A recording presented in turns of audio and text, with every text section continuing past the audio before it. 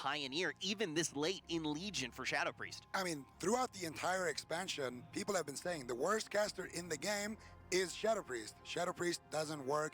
Shadow Priest against 2 melees, you get 2 shut down, it's too difficult to play, and we don't see it at all in Europe in tournament play. But guess what? There was one man who defied the meta, WizK, of course, managing to just play the Shadow Priest, figure out new specs, new ways to play the Shadow Priest. He doesn't play the big disperse, he plays the Void Shield. He plays a lot with instant cast, Void Crash as well, Shadow Crash, sorry, as well. So this just works super well for them, and they found a way to make this work. And I think a big reason for that is also Upsurge on that Restoration Shaman, absolutely top caliber player, and there's so much synergy between those two that allows this to happen. I gotta say too, the moves logo, absolutely insane. But the games are open. XRB leads by 1. Will the move be able to catch up? Yep, Peekaboo charging in, lands a stab onto Blizzo. He's going to be able to get out of that quite quickly, but it looks like Peekaboo just looking to spread some damage right now. A typical RPS fashion, gets to corrode onto WizK as well as Blizzo. No CC on Looney yet. We're just waiting for that to happen for the move to make the first step. Blizzo using Blade Storm very early on, not going to be avoiding any crowd control with it, just going for raw pressure.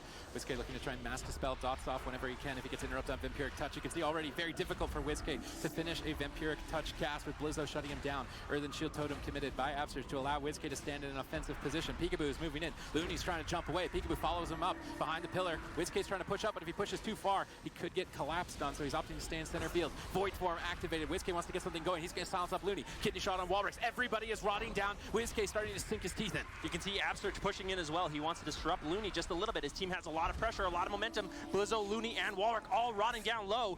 See Upsurge dispelling the UAs as well as WizK looks to get a fear, but a nice gateway from Looney will shut that down. All right, Looney, Walrus repositioned back behind this balcony with an Earthen Shield Totem protecting them, but Peekaboo and WizK are both just chasing them down. We see a blind here. Vendetta was already committed, so Looney will likely trinket, and he does. So now in about roughly 50 seconds, expect to swap to Looney. Triple fear from WizK, still desperately trying to set up the pressure. Peekaboo staying on Looney, trying to make it difficult for him to decide, who do I Earth Shield? Walrus has no any resolve. Looney has no trinket. This will be a difficult decision for Looney. Will he crush under the pressure? Yeah, Looney's still getting low. Peekaboo causing huge pressure, but the healing waves do come in. There's a kidney shot coming in from Peekaboo. Looney's in so much trouble. Fear coming in from Blizzo. Oh! Silence, Hellstone. Looney, how can you survive this? Peekaboo just not able to reconnect.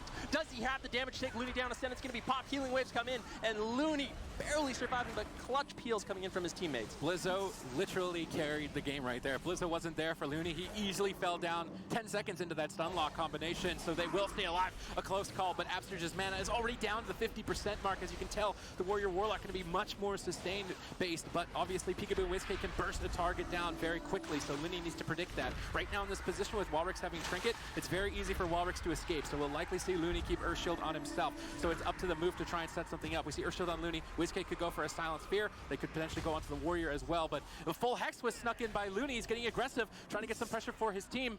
Blizzo leading the charge on WizK currently with no dispersion. The Hex has just faded, but he's in trouble. Execute! Blizzo just annihilates him.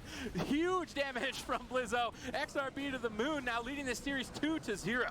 Oh my goodness, and you can hear him already getting loud here. This is truly just a matchup of fire and ice. You know, you look at the strategies that these two teams employ and the move. They said when we actually had an opportunity to talk to them yesterday, they talk about they should be able to take down most comps relatively quickly, and you can see them attempting to get that pressure out. XRB, on the other hand, they're typically the guys that we see go to 1,000,000% dampening, right? And it all comes down to whether or not they make a mistake. They are the team that has to play on the back foot. The other squad puts out the pressure, tries to make them mess up, and so far, Venruki, we have not seen them slip up at all. Honestly, Blizzo has been doing a phenomenal job with the Storm Bolts and the Fears, as well as making sure everyone's snared up and really shutting down WizK. We talked about it. It's so important that he's getting the Storm Bolts on the cast, getting the pummels on the cast, and we really didn't see WizK faking out those interrupts that much, and because of that, Blizzo was able to slow down their pressure and ultimately secure that win. Yeah, even with those VTs not coming out, Zico, we still did see a lot of that damage at the beginning there, but still, Blizzo, you got to bring him up again. He's able to keep that team alive. So many stops always for him. Yeah, and I mean, once you get Looney's Trinket out of the way and you make that big swap, it is so difficult for Looney to survive there.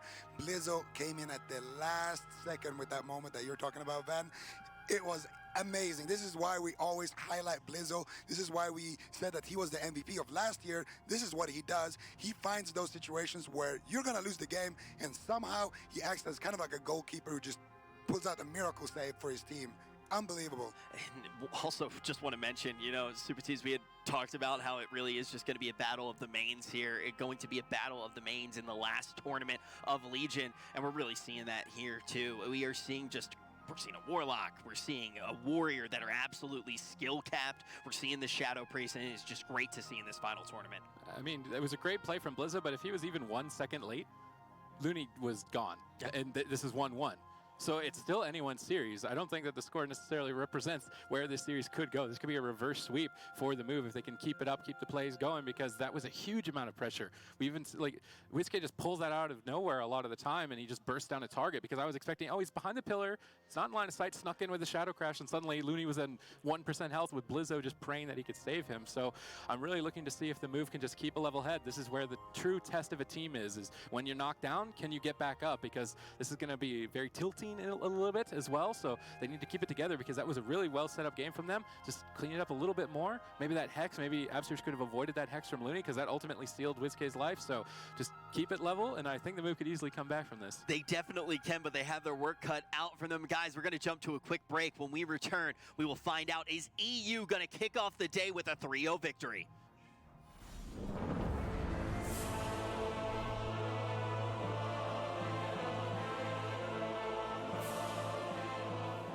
I think it doesn't matter like how you play during the qualification or on ladder. It just all matters like how you play here on LAN, and anything can happen. With my team, we need to like focus on not raging, because like we do it like quite a lot when we lose. We are arguing with each other. We are not focusing on next game. We are not talking about like what should we change or anything. We are just arguing like who did like mistakes. And I think like this is like the main thing we need to like always change like and improve to win.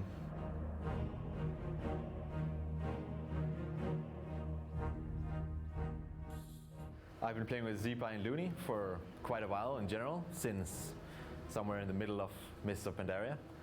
And I've been playing with Blizzo since early Wall of the Draenor. And we've been playing a lot together as a team for like a year.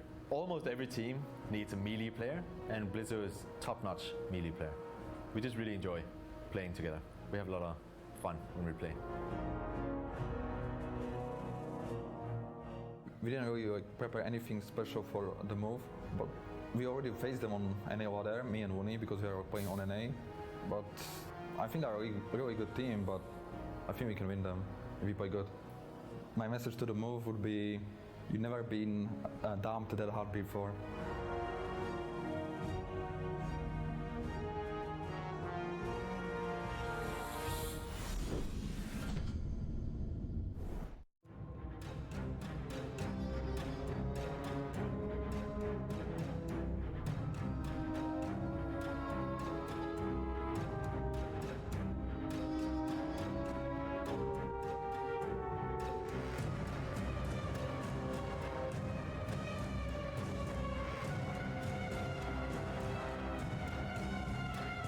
The best quality for me as a player is I think I kind of take on a leadership role when things are going wrong in a game. I'm kind of the one to be like, okay, we need to just take it slow and just recoup and then go back and try to do this again.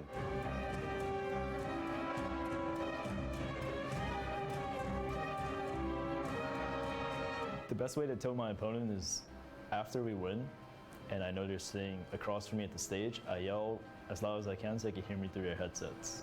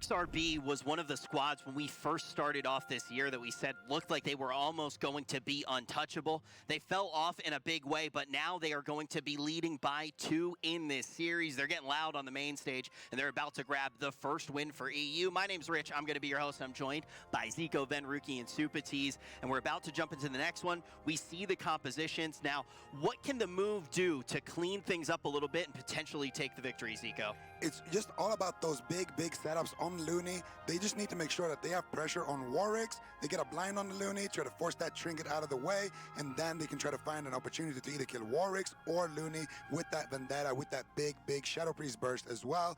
And they just gotta pretty much do what they did in game number 1, but they gotta find a little bit cleaner setup, maybe find an opportunity to crowd control Blizzo a little bit, and try to get a Hex onto Blizzo or a Fear or a Mind Control, anything really, to stop Blizzo from doing Blizzo things, because that's ultimately what costed them the previous game. That was actually going to be my next question for you. It's how do you play around Blizzo? You know, Supatees, you highlighted it a lot. You're like, look, he's stopping the VTs. That's exactly why we thought that they were going to bring in Blizzo. He's able to stop just about anything. Do you think CC is going to be the key to make Blizzo a little bit less of a factor up here? I'm not sure. I mean, the composition that the move are playing is really difficult to actually control Blizzo. That's why he's able to be online at any moment that he needs to. If WizK's mind controlling, he's not doing damage. If Peekaboo uses his stun, he can't stun the healer for a swap. And Absurge's Hex is really the only line that they can go. But if he gets spell reflected on it, then suddenly it could be completely reversed in his face. So Blizzo is the one that they need to deal with if they're going to reverse sweep XRB. Can they get through the defensive line? They got to do it now. XRB just 1 game away from taking this series, trying to close this one out.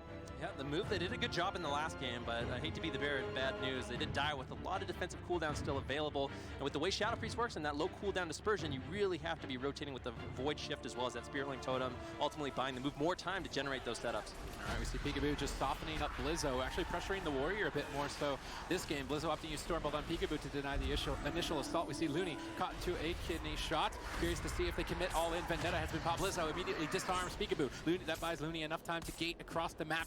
Peekaboo's forced to switch back, and it does seem like they're going to be ping-ponging between Blizzo and Looney, and now instead of Walrix. It's too difficult to stay on the Warlock, and I like this target change from the move. I think it's smart. It's going to allow them consistent pressure in this game. Blizzo still rotting down low, full blind onto Looney, immediately trinketing out. Kidney shot still available for Peekaboo, so this is an opportunity for the move to start finding some pressure. If WizK can get dots on Looney, Peekaboo can find the kidney shot, but unfortunately for Peekaboo, Looney did an excellent job kiting him there. Yeah, Peekaboo losing that one-on-one with Looney, and now going after Walrix. So Walrix can easily just portal away from Peekaboo, so not entirely fond of this targeting from the move, and they will fall behind on mana at a faster rate. It's up to them to get these swaps going. Looney gets pre-gift to the Queen, goes into Ghost Wolf right before the stun lock. Doesn't look like they can purge it off just yet. They managed to get it, but Blizzo immediately charges over for a disarm out of the silence, and these disarms from Blizzo are constantly preventing Peekaboo from taking Looney out. Yeah, once again, Absurge behind on mana as well. The move has to do something in the situation. Blizzo running down a little bit low, but it seems like everyone from XRB is in a very comfortable position. Another interrupt over onto WizK.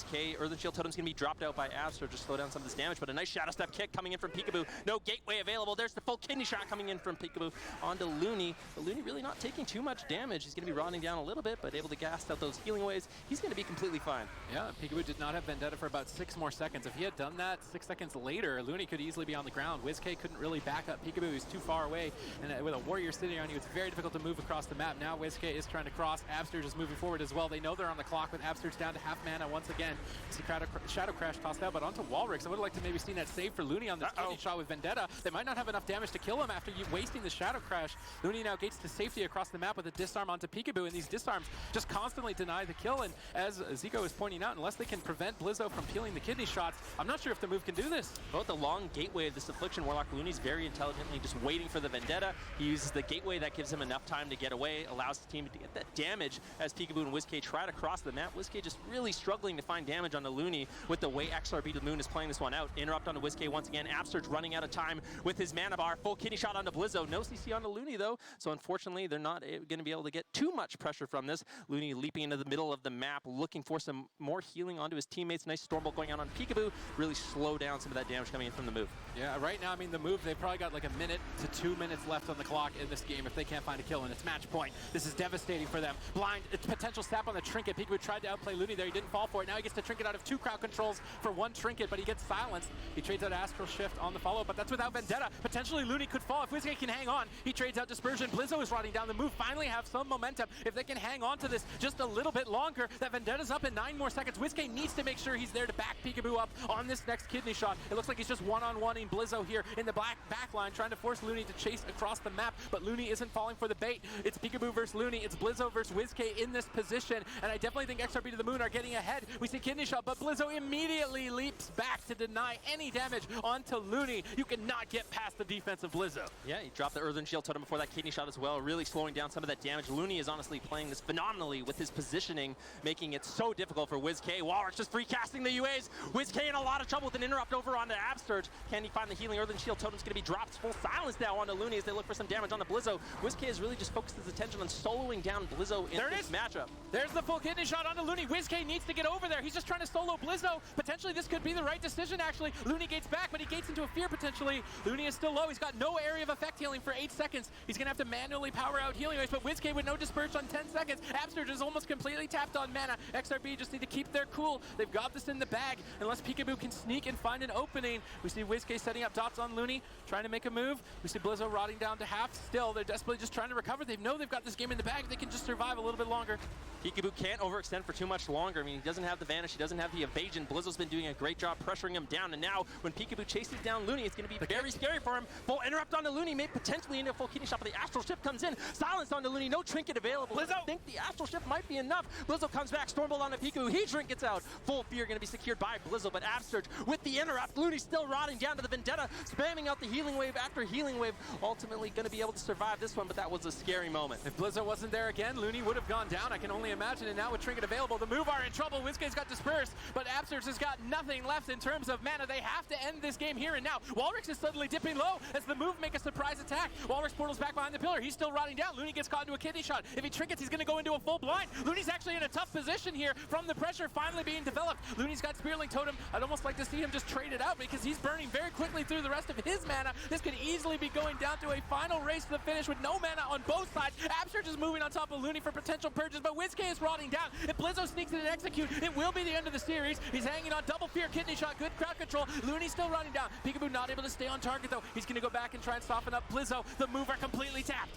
Yep, Walrus actually uses Healthstone there as well, so he's not going to have that available. Dampening now at 6%, full blind onto Looney. Do they have the pressure on the Blizzo and Walrus to force Looney to trinket? Looks like he's going to patiently sit that Stormbolt onto Peekaboo. Going to be no follow-up stack from that nice denial from Blizzo. WizKay getting low. Doesn't want to go down without using that Dispersion, able to get that off. They still have the Spearling Totem, they still have the Void Shift as well, so the move not too bad defensively, but Absurge is 0 mana left. Full Hex! Once again, Looney sneaks into full. Was it spell reflected? It may have been spell reflected. Absurge is just falling so far behind. There's no defensive cooldowns really. They can life swap, but at this point with everyone at half health, it's not going to do too much. They're all-inning on Looney, but Looney denies the all-in, and now WizKay is falling behind. Absurge gets locked. He life swaps Peekaboo. Peekaboo could fall now as well. Mind controls to try and bait interrupts for Absurge to spam out healing waves, but now he's caught into a Stormbolt. Blizzo is getting a triple Blade Storm. Everybody rotten down. Triple fear. Absurge links the fear, but everyone is just dead. The damage from Walrus has been done, and WizKay will fall. XRB to the Moon advance 3-0. In a 3-0, North America gets absolutely chewed up. Keep in mind, this was the #1 team coming in from NA. We talk about how NA looks good to potentially take this tournament, but the #4 seeded team from the EU doesn't only take the first series of the day, but they're going to send NA down to the lower bracket in a 3-0. XRB said that they can take any composition as long as they are able to make it to the late game without any mistakes, and we are going to see them firing on all cylinders. Absolutely crazy performance. I just can't believe what I see when I see these three guys play. When they are on their A game, it just seems to be that nothing stops them. And this is the XRB that I voted as the top seed at the start of the year, finally showing up at LAN, 3-0ing the move, and North America's dreams in this tournament are not looking good to set things off right away because Blizzo is in shape today. I knew you were going to say it, but you're not entirely wrong. That is one of the biggest upsets that we could have had here. And the thing that I want to note is, you know, you look at the squad, and they really are kind of the best at their play style of going for that late game, of being very greedy with a lot of their defensive cooldowns, and it hasn't been working. And you're seeing one of the reasons why it is so scary to play this play style, but they are just so good at doing it, even in the pressure that WizK is able to put out. And, you know, I would be pretty scared if I'm any team in the tournament seeing them playing like this, Venruki. Yeah, XRB really rose to the occasion. They did a phenomenal job. It seemed like the move, they had to heat up a little bit. The first 2 games weren't necessarily their best performance, but in that 3rd game, I think they did a relatively good job considering the compositions. So I expect, even though they're down in the lower bracket now, good things from the move, but honestly, you can't congratulate XRB enough. They did such a phenomenal job. I mean, you can even hear it in them right now. I mean, before we even started, they were like joking around in practice, screaming, but that energy up on the main stage is terrifying right now, Supatis. I mean, that's kind of the energy of at a live event that all of the teams seem to get. It almost goes down, devolves to a yelling competition. It kind of intimidate the other side, just be louder than them. So it's not surprising to see that kind of energy really start to show itself here at a live event. And I wasn't expecting that level of a performance. I felt like Looney hadn't picked up his Shaman in a long time, but he won BlizzCon on that class a few years back, and we really saw why he was able to do it. So if Looney's got that Resto Shaman in his back pocket to deal with all the North American teams, that could be XRB's route to victory. And if they can get a first place finish, they need it. They're very low on the point standings. Yeah, this is one of those EU teams that really wants EU to be able to win. I almost counted them out, Zico. How were they able to jump back into the good graces with the victory here? I mean, it just comes down to individual performance, but as well as the team performance, because Looney is just doing a phenomenal job pre-walling the setups, but when he does mess up, like here, where he's going to get kidney shot at Vendetta with no trinket, Blizzo comes in, stuns the rogue, beautiful full fear, and I mean, these guys are they just have each other's backs out there. You can just tell everybody is doing their job. You see Warwick is very nicely positioned in the middle of the map, spamming out these dots onto everybody. Blizzo, of course, is going to be trying to shut down WizK as much as possible. And Peekaboo comes in with the Kickaboo step kick right here on the gate onto Looney, and then you can see Looney has a really tough choice to make because he doesn't have his trinket available for another 20 seconds. He does have his Astral Shift, but there's also the silence on the side of the move, as well as that Vendetta about to come up for Peekaboo, as you can see right there on your screen. So this is really the moment where XRB should lose. This should be 2-1 to the move. He gets kicked, he has to wall because of all of that damage, full silence, and now the Astral Shift, the wall is going to fade. Looney's gonna get kidney shotted right there and just die. But Blizzo comes in, forces Peekaboo's trinket, gets a big full fear onto Peekaboo, gives Looney, and I mean, the fear is basically ending here, and Looney is still about on 15%. This is his one chance to actually catch himself up. He was going to go down there for sure. And later on in the game as well, when they had that cross pressure onto Looney as well as Blizzo at the same time on the side of the move, we saw Warwick as well step up to the occasion, landing Spellock after Spellock onto WizK, getting those fears out and being really disruptive as well. All 3 members just played phenomenally, and that's what happens. Absolutely insane. And the question is, how far, Venruki, do we really think that they are going to be able to go in this tournament if they play like this? We said that rogues were potentially their weakness, and now all of a sudden we're going to see them overcome a rogue team. Well, like I kind of talked about, it really feels like XRB's destiny is in their own hands. They have the players, they have the experience, they have the compositions. They just need to show up to this event playing their best, and they can absolutely take a first place finish. Yeah, I think that this really is an opportunity for them to kind of, Zico, jump back up. We already mentioned the fact that they are struggling because points overall, the fact that they slowed down at all this year, it's not a very forgiving format. So they want to be able to either take this BlizzCon spot, but also another EU team being able to take this puts them potentially within reach. Absolutely. They're kind of, even if they don't take that first place finish, taking down the move in such an upsetting fashion is always going to be, you know, very crucial for these guys.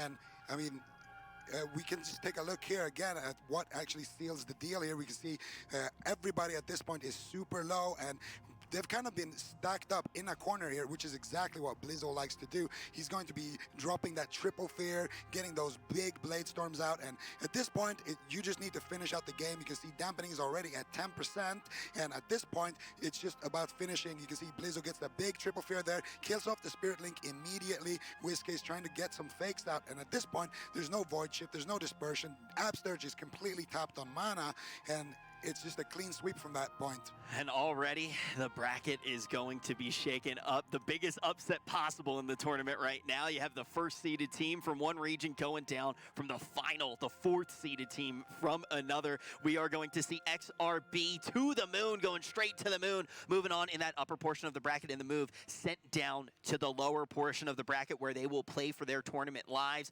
Next up though, we're gonna have another great match. I'm actually really excited to talk about this one, but guys, we're gonna be jumping to a quick break. When we return, we're gonna continue the tournament.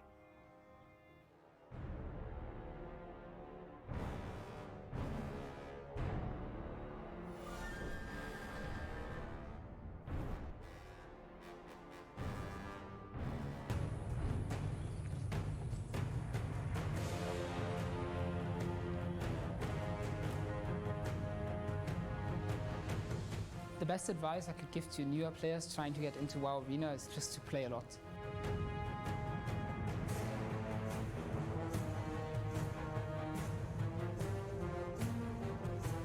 My best quality as a player is probably that I'm the most calm guy that you can ever have in Arena. Even if everyone is like 1% HP in your team, I will still look for the winning opportunity and do the best for my team to take the win. Our expectations for this LAN are really high. Having Acro here, we want to do well and we want to win this LAN.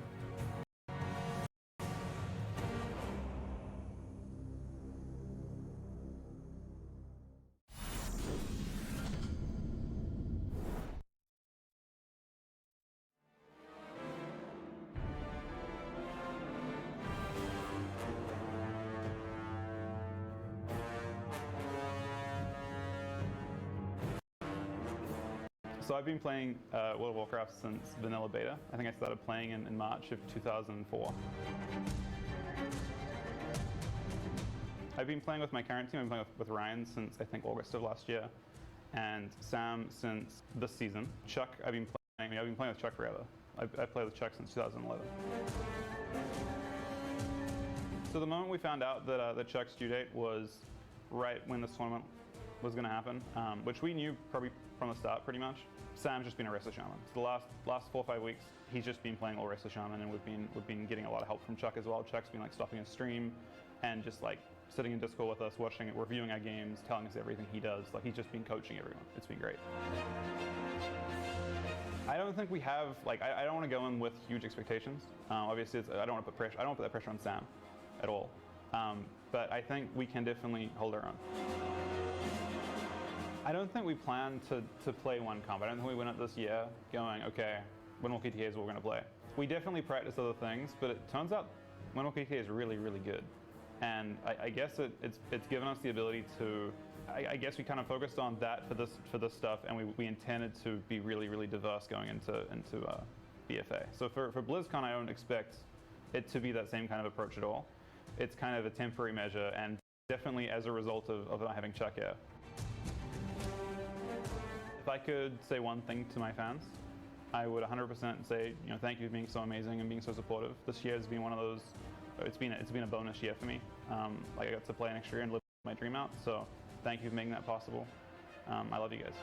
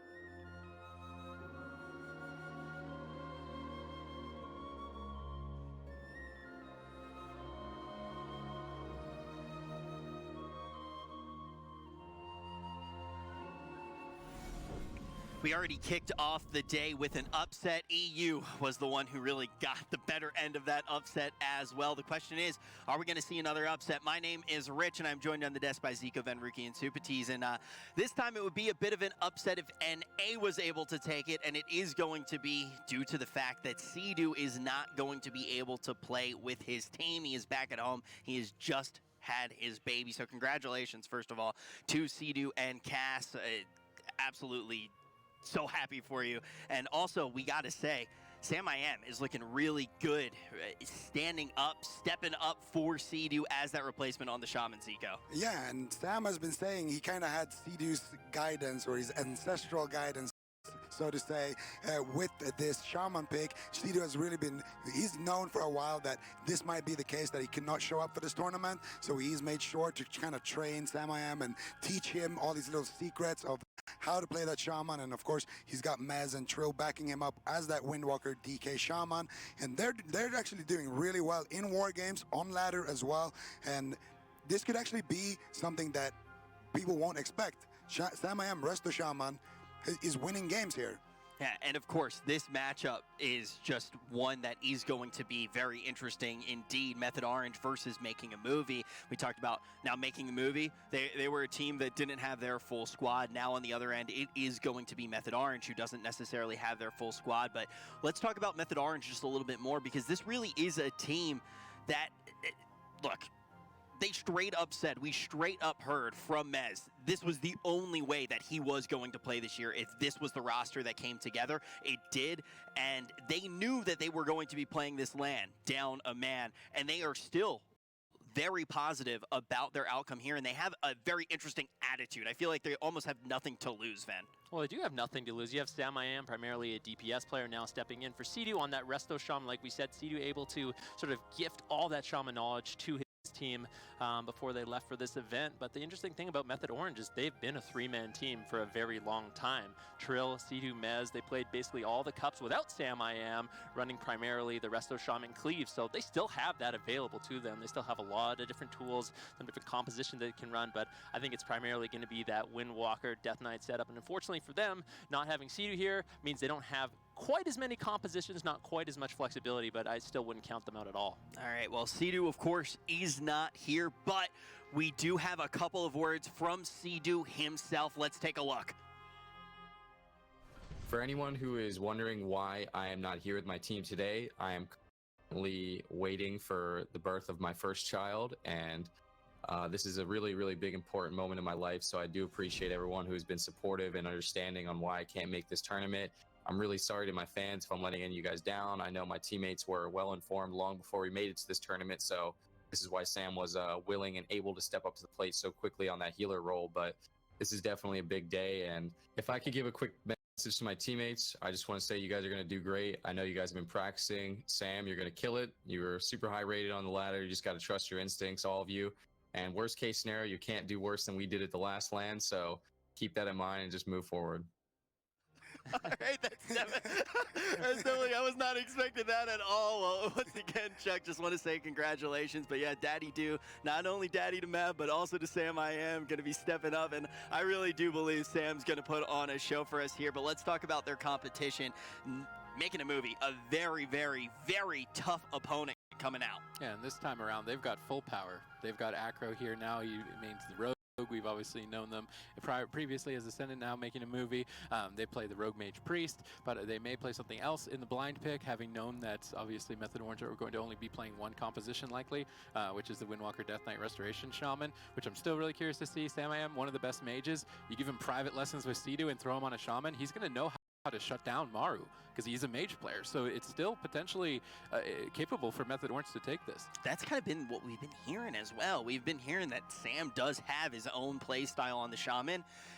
And already we have a lot of EU teams that have been struggling to play against the NA Shaman style. So Sam could really be a big threat here. The other thing that we need to think about, though, is, of course, Acro Laws. Yes, he's been on this team all year. Yes, this is going to be his first time playing with the squad on the LAN this year, but it's also, Zico, his first LAN period. Yeah, and Acro is a really interesting player because he kind of developed throughout, he's been around for a long time, but he really did come to his own and develop throughout Legion. He's been improving and improving and improving, but he has one major flaw, and that is that he's very, very accustomed to playing with a lot of add-ons. So hopefully he's shaken that off and kind of gotten used to playing, you know, cleanly with no add-ons, and hopefully he won't have nerves coming into this tournament, because again, this is his first LAN, but he does have a lot of veterans on his team. Delay, of course, a BlizzCon finalist, and you know, Ratapai has won multiple tournaments, same with Maro, so hopefully his team can kind of give him that confidence that he needs so he can perform here today.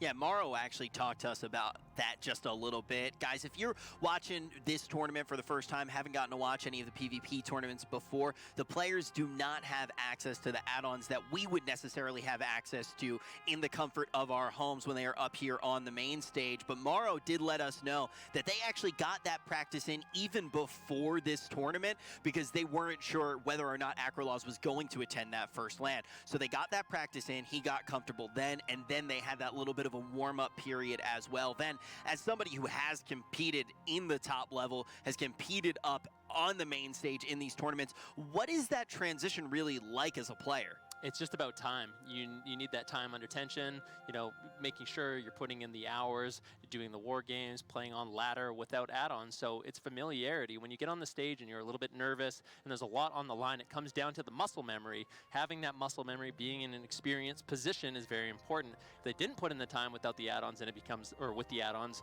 then it becomes very, very difficult indeed, because you're playing in a situation where you're not normally playing, and it becomes very uncomfortable very quickly. But every one of these teams is in the same situation where they don't have access to all the information, so whoever puts in the most time, the most practice, obviously going to be the most successful. This honestly is one of the matchups that I was the most excited about.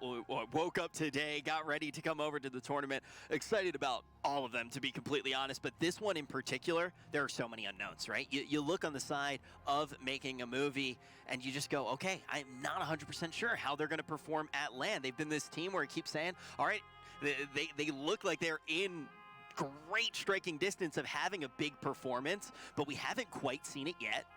Then we look over on the side of Method, a team that has performed on LAN very many times, but now we're going to have Sam I Am healing, so there are just a lot of unknowns coming into this one, Supatis. Yeah, I mean, it's hard to predict. I can imagine making a movie potentially not playing the Rogue Mage Priest, or if they do, we'll see the Arcane Assassination variant. Obviously, one of the big disadvantages, as you pointed out, is no add-ons, so it's difficult to track diminishing returns. Subtlety Rogues bring a lot of stuns. It's very easy to just accidentally do a half duration one instead of a full duration one, but as Assassination, you don't have that same issue, and Arcane focuses on kiting. But we're about to jump in, ladies and gentlemen, the second series of the day. And I think a big thing to note, though, is the fact that making a movie probably has a comp that gets a little bit worse when we're actually in the LAN environment. Method Orange has a composition that is all LAN comp. Let's see who's going to be able to take this first one, making a movie versus Method Orange. Yep, this matchup's going to be all about Acro making sure he can keep Ratapai alive. He needs to get the incapacitates on Trill when he's dropping those Ride the Winds to really deny the mobility coming in from Mez. If they can do that, they'll be able to keep Ratapai alive, but Trill and Mez obviously looking to get aggressive very early on. Ratapai doing a good job to sneak away from the initial attack. This is a great start for making a movie with that polymer from Maro secured so early on. Trill trying to ride the wind to re-target him. Now getting feared away. Lightshift though, Mez in a lot of trouble. Icebound Fortitude barely to survive that stun lock combination. Sam I Am has not been able to get the purges out, not even be able to get the heals out. Making a movie are just stomping out Method Orange early on. Will Sam I Am be able to keep Mez alive long enough to stay on target? It's all or nothing to kill Ratapai. There is no running away in this matchup. Maro snags in another full polymorph. Mez AMS's, he's desperately trying to reconnect to Ratapai, but there's no interrupts. Ratapai kites across the map. Mez is in a 2v3 as Sam I Am's finally out of polymorphs, pops the Ascendance, able to connect the Spirit Link totem there to restabilize Mez, but Ratapai is so far ahead on cooldowns, there's almost no way they can lose. Yeah, looking for the clarity of Will, able to get that shield up. Sam I Am needs to be there to get out the dispels. Keep in mind, Ratapai is playing that relentless talent. Ride the Wind once again coming in from Acro. If they can deny Trill, he's able to reconnect for a second, but Mez just nowhere to be found. Unfortunately, Acro's just doing such a good job slowing him down. Now full stun onto Ratapai, but Mez not able to connect any damage whatsoever. Yeah, he needs to get necrotic strikes, but he needs to be closer to the target, and he just can't stay on target. Sam I Am got into full polymorph, drops the anti-magic zone, the last line of defense for Method Orange to stay alive, but Acro's just pushing in. He's going to be popping that Arcane Barrage. Sam I Am trinkets out of the polys, but there's no cooldowns left, and the Barrage will ultimately claim the kill as making a move. He assert dominance in game number 1. Perfect teamwork between Acro and Rada. Big win coming in from making a movie. And also, we have to talk about the fact that Acro is not on the rogue here, right? He opts into playing that monk. We talk about how this really does seem like it's going to be a battle of the mains here.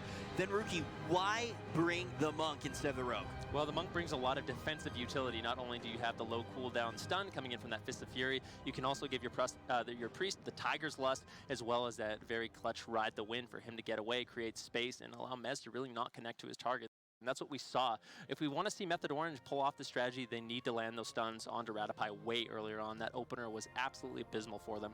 You know, Mez joked around with me a little bit, and he was saying, yeah, our playbook's only one word this time around, and that word is healer. They definitely want to be going for the healer, trying to get that pressure there, trying to get that very quick victory. But what was it here with making a movie? Obviously, with a choice that we don't necessarily see from them all the time in their compositions, how were they able to find? I mean, look, at the beginning of the game, we're already saying it looks like it is going to be a victory for making the movie. How did they get ahead so early? Well, Maru just did such a phenomenal job in the opener, getting that big polymorph from the Mass Invis, and they managed to immediately connect onto Maz and just dish out a whole bunch of damage. I really think when Maru is free, it is super scary, and Method Orange don't really have an option but to leave Maru free in this matchup.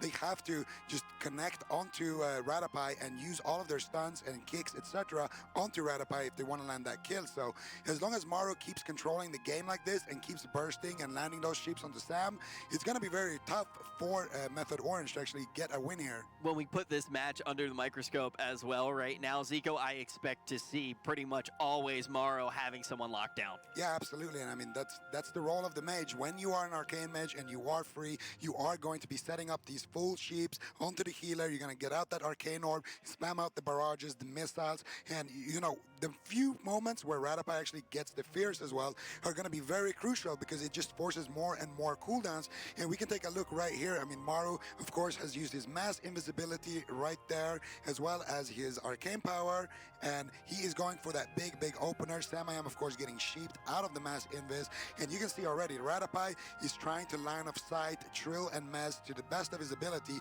and here, of course, Acro as well wants to get those double stuns as much as possible onto the DPS because it not only saves his priest, but of course also builds up that pressure for his team. So we can take a look. There's the double Fist of Fury, big barrage. Maru displaces back to Samayam, gets the half polymorph, and you can see Ratapai right there, line of sighting behind that little pillar, then sprinting himself up to get that fear before Mez can grip him, and this forces the Icebound Fortitude. I mean, you're forcing so many big defensive cooldowns from the team of Method Orange just because Ratapai is able to get fears when he's supposed to be the target. He's supposed to be slowed, gripped, he's supposed to be running around the pillar, hiding for his life, but because of Maru's playstyle, because he's getting those sheeps on the Shaman, and he gives them so much offensive pressure, Ratapai can then go in and be even more aggressive, and that's what we always compliment Ratapai for. He always finds those fears, that big offensive penance. Even when he's the target, he plays aggressive to the end.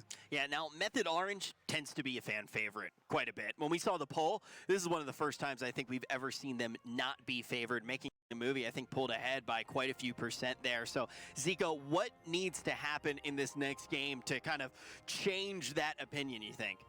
Well, they just need to have more control on tomorrow, and honestly, I'm not sure if Electrocute is the correct choice to go with as a Resto Shaman, because that start, that abysmal opener, as you call it, Van, that can be avoided if the Shaman is not playing Electrocute, but he's playing Grounding. I don't think it's about getting that extra bit of damage. I think it's more about landing a clean stun with no shields, forcing out that human racial, and then managing to repeat that before Ratapai can have a trinket, or in this case, he was relentless, so you just want to kill him then on the next setup.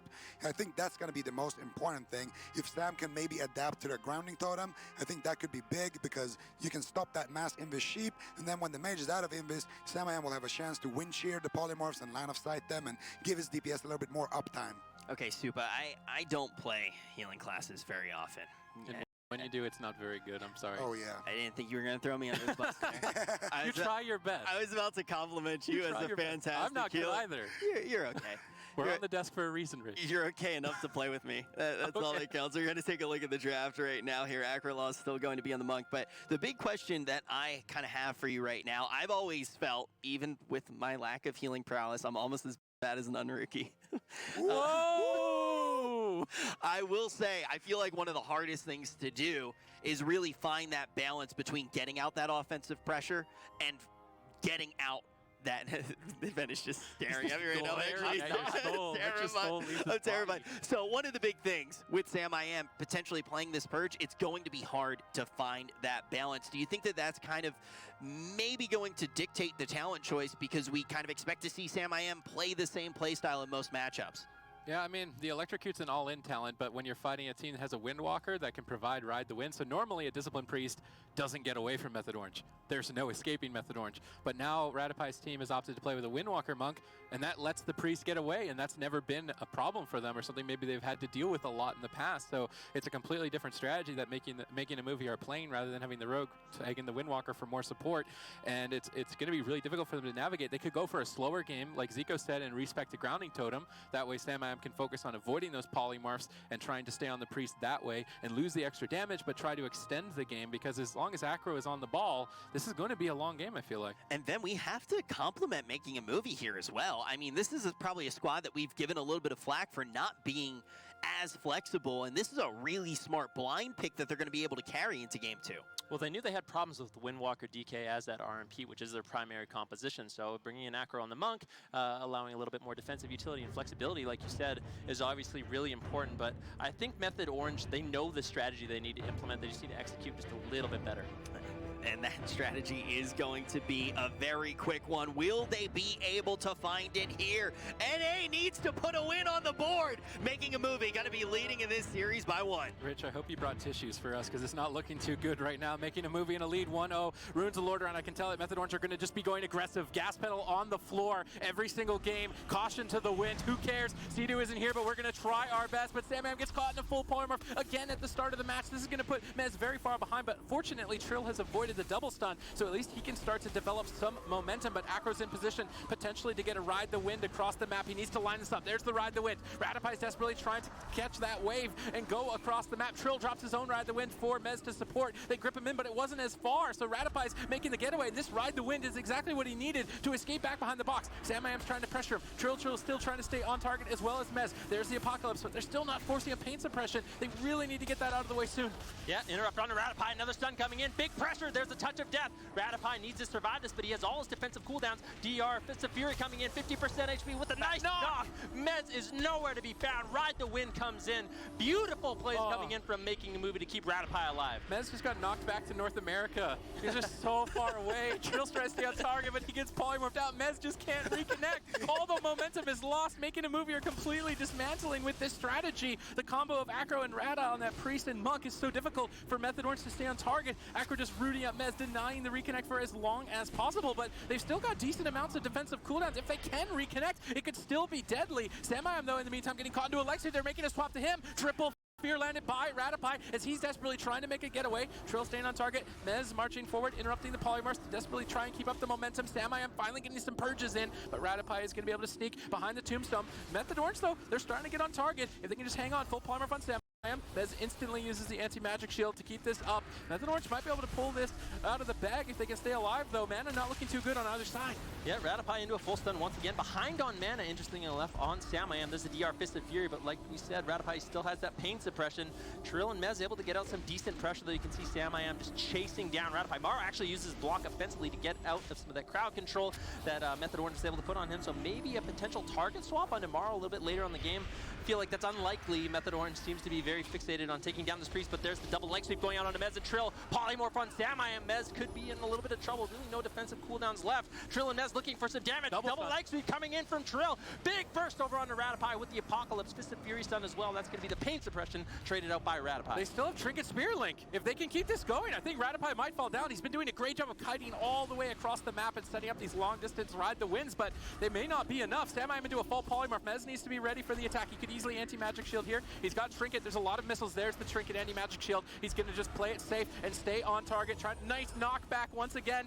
Will Mez be able to reconnect? He's got Wraith Walk this time. He get disable rooted for a second. He ultimately does reconnect though. They're trying to do their best. There's the touch of death. Will this be enough to finally claim Radipai's life? Are Method Orange actually going to be able to do it? Will they be able to put a point on the board for North America? The spirit of Sea-Doo is encapsulating Method Orange as they've got 2 members of the team down on half. Will they be able to finish them? Samayam now falling behind as it is a race to the finish with neither team having any mana remaining. Yes, Samayam still has the Trinket as well as the Spirit Link. That is very crucial. Radipai, no mana left. Full leg sweep coming in. I think Method Orange is going to close out this game. Can they find the Fist of Fury stun? They do. Radipai barely hanging on. Samayam getting geared up there. Radipai trying to escape with the Ride the Wind. Can Trill get the follow-up Ride the Wind? Mez having a very difficult time reconnecting. Radipai might be able to squeak away. Full polymorph. Mez doesn't have anything for 10 more seconds. He's caught in the middle of the map. Where is he going to be able to run? Samayam, no follow-up polymorph. Samayam's able to get back into the fight if he can get a couple more purges, but he got no mana to do it. Radipai with the knock again from the center tomb. The positioning from Radipai this game has been absolutely insane. Any other priest would have been dead minutes ago, but he's hung on potentially long enough as they set up a swap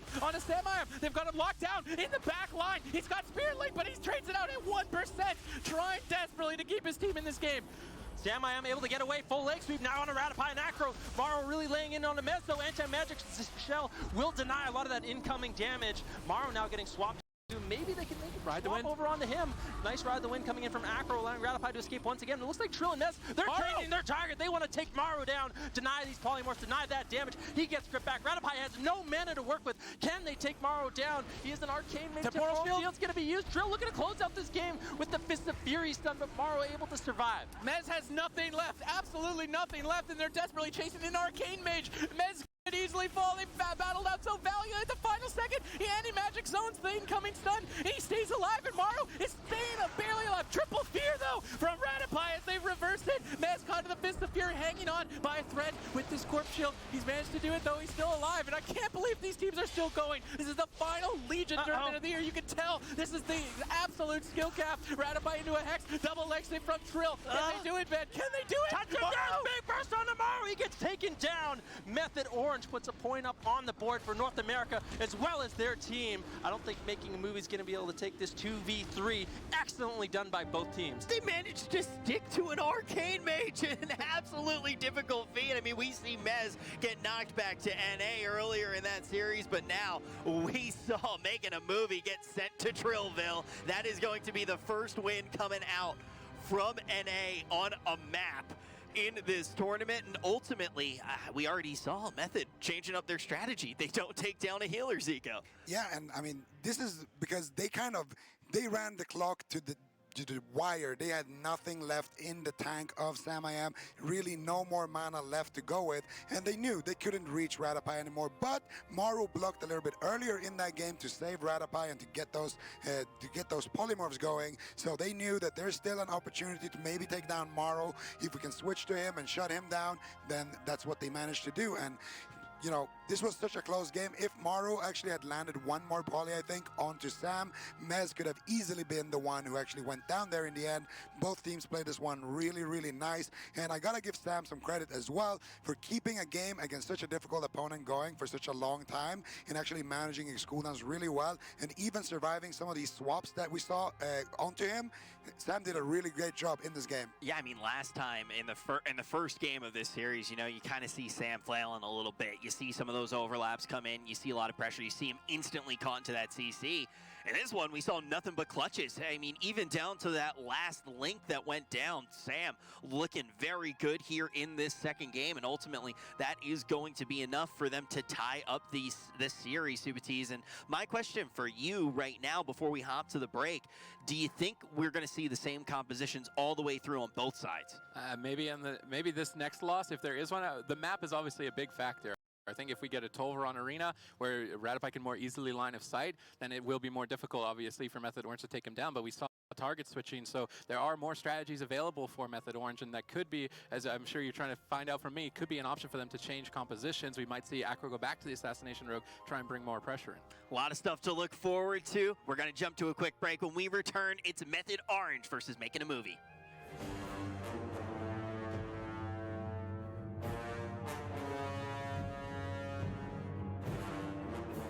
So I've been playing World of Warcraft since vanilla beta. I think I started playing in March of 2004.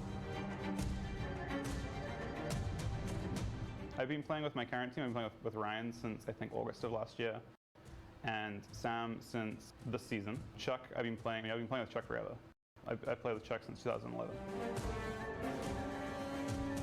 So the moment we found out that Chuck's due date was right when this tournament was going to happen, which we knew probably from the start pretty much. Sam's just been a wrestler shaman. So the last 4 or 5 weeks, he's just been playing all wrestler shaman, and we've been getting a lot of help from Chuck as well. Chuck's been like stopping his stream and just like sitting in Discord with us, watching it, reviewing our games, telling us everything he does. Like he's just been coaching everyone. It's been great. I don't think we have I don't want to go in with huge expectations. Obviously, I don't want to put pressure. I don't want to put that pressure on Sam at all. But I think we can definitely hold our own. I don't think we plan to play one comp. I don't think we went up this year going, okay, Windwalker TK is what we're going to play. We definitely practice other things, but it turns out Windwalker TK is really, really good. And I guess it's given us the ability to, I guess we kind of focused on that for this stuff, and we intended to be really, really diverse going into BFA. So for BlizzCon, I don't expect it to be that same kind of approach at all. It's kind of a temporary measure, and definitely as a result of not having Chuck here. If I could say one thing to my fans, I would 100% say, thank you for being so amazing and being so supportive. This year has been one of those. It's been a bonus year for me. I got to play an extra year and live my dream out. So thank you for making that possible. I love you guys.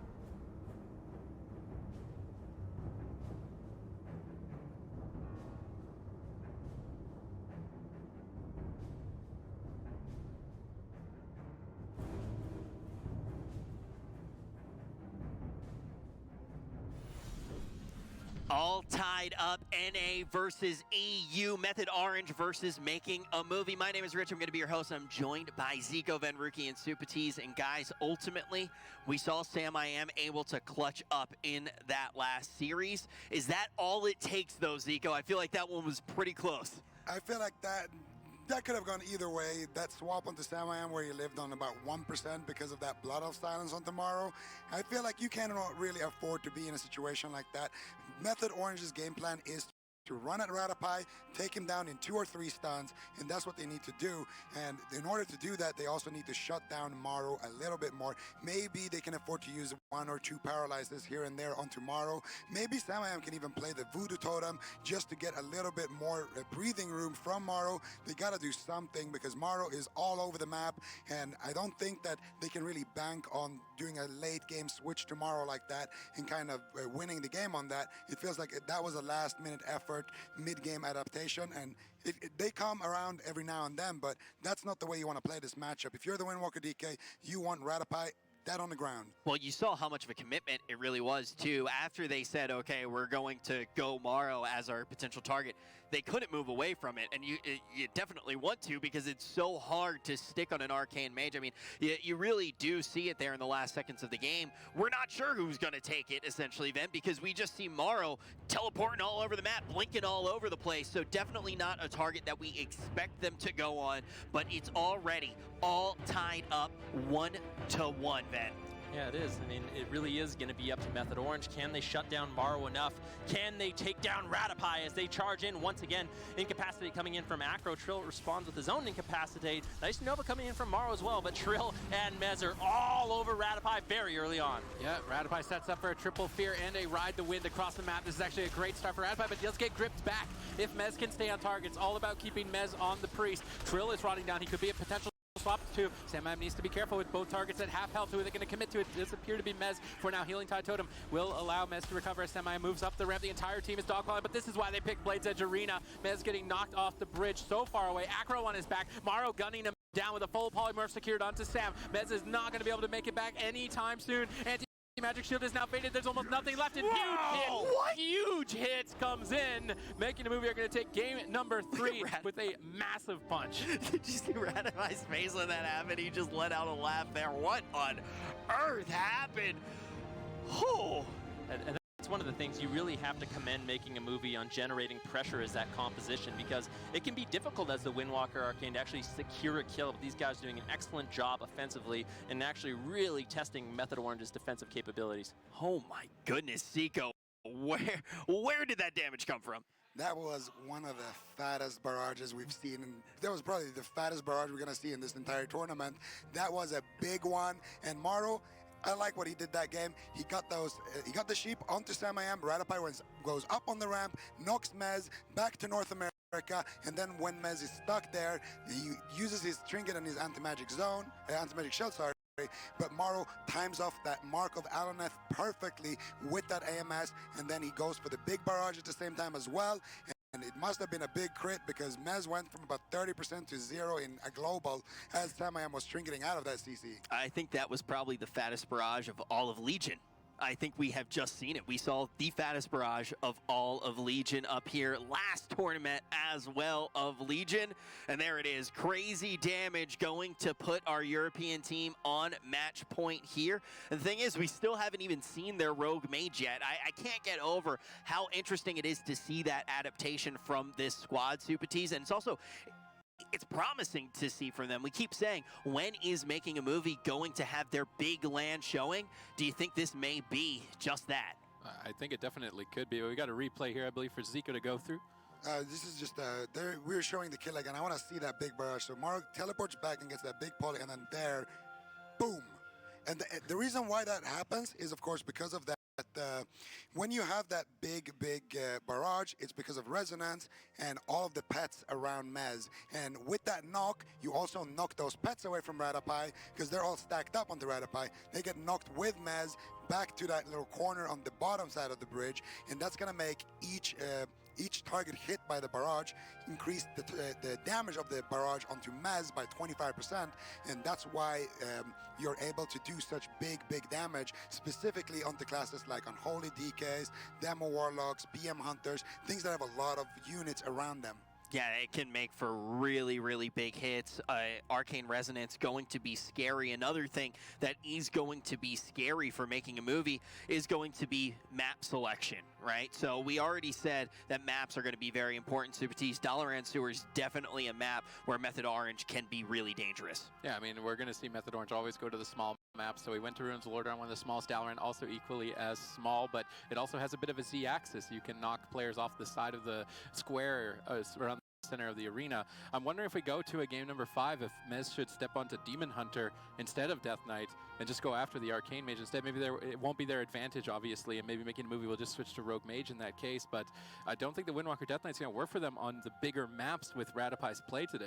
That's the big thing. There is no swing matchup here. The advantage has definitely been lost for Method Orange, and if they move away from this comp, Venriki, it just gets even scarier because then we can see Making a Movie. You know, we talk about the fact that these guys are at full power now. Well, they're not even at full power right now if they aren't playing their Rogue Mage. Well, for Method Orange, this matchup is all about momentum, and they just haven't been able to find that initial momentum in the matchup. Making a Movie, to their credit, has been doing an excellent job denying them. But if Method Orange can get the stuns on Diminishing Return, onto Radapai, things can spiral out of control very quickly. The problem is Radapai is doing something we don't see a lot of priests do. He's very decisive with his cooldown usage. He gets stunned, 100% HP, he's going to trinket, he's going to get the follow-up fear, he's willing to play aggressive, use those cooldowns early on so he doesn't fall behind, and that's really where I think Making a Move is doing an excellent job in this matchup. It's funny because the aggression of Radapai that we always commend him for being aggressive against teams that are defensive, it actually lines up very well, Zico, against an aggressive team like Method Orange. Absolutely, and I mean,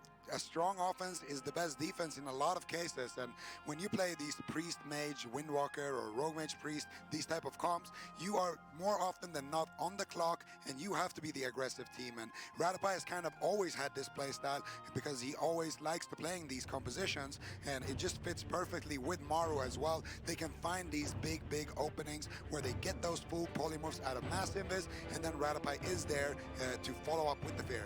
And the question is, will Making a Movie be able to grab the second win for EU? This is match point. Yeah, we can see already Making a Movie with a great start. It's a 3-on-1 with the entire team, crowd controlled, and Mez dipping low. He grips the repolymorph into a Blood of Silence. Good teamwork from Mez, but Maru goes for a follow-up anyway, forcing Mez's hand. He has to trade his anti-magic shield very early on, but they will ultimately be gunning down for Radopi. See if he can set up a sick knock. We see a double stun landed into a fear. Samayam using his trinket. They swap to him on the trinket, trying to get an early punish. He drops Earthen Shield Totem that will stabilize him. Radopi now caught into a stun. Maru getting interrupted on any peels, and Radopi is taking a ton of damage. He could easily fall through pain suppression if he can see some purges. Ooh. Nice knock though, right off the side. Ride the wind, back behind the boxes. So Radopi's play has been immaculate this series. Beautifully done by Radopi, able to top himself off. Trill still there, but Mez nowhere to be found. Trill needs to help Mez reconnect to his target. Look at him, he's being very indecisive in this moment. Mez just not going to be able to get back to Radopi for such a long time. Incapacitated now into Acro. Maybe a Tiger's Lust from Trill. Ride the wind, something. Mez needs to get there quicker. There's the full asphyxiate with the touch of death. Can they take him down with the setup? That is going to be the Fist of Fury stun as well. I think Radopi actually uses human racial there as well as his Rapture to keep himself alive, so Radopi should be fine, but slowly running out of cooldown. There's the ride the wind. Let's see if Acro can set up a getaway. There's the getaway.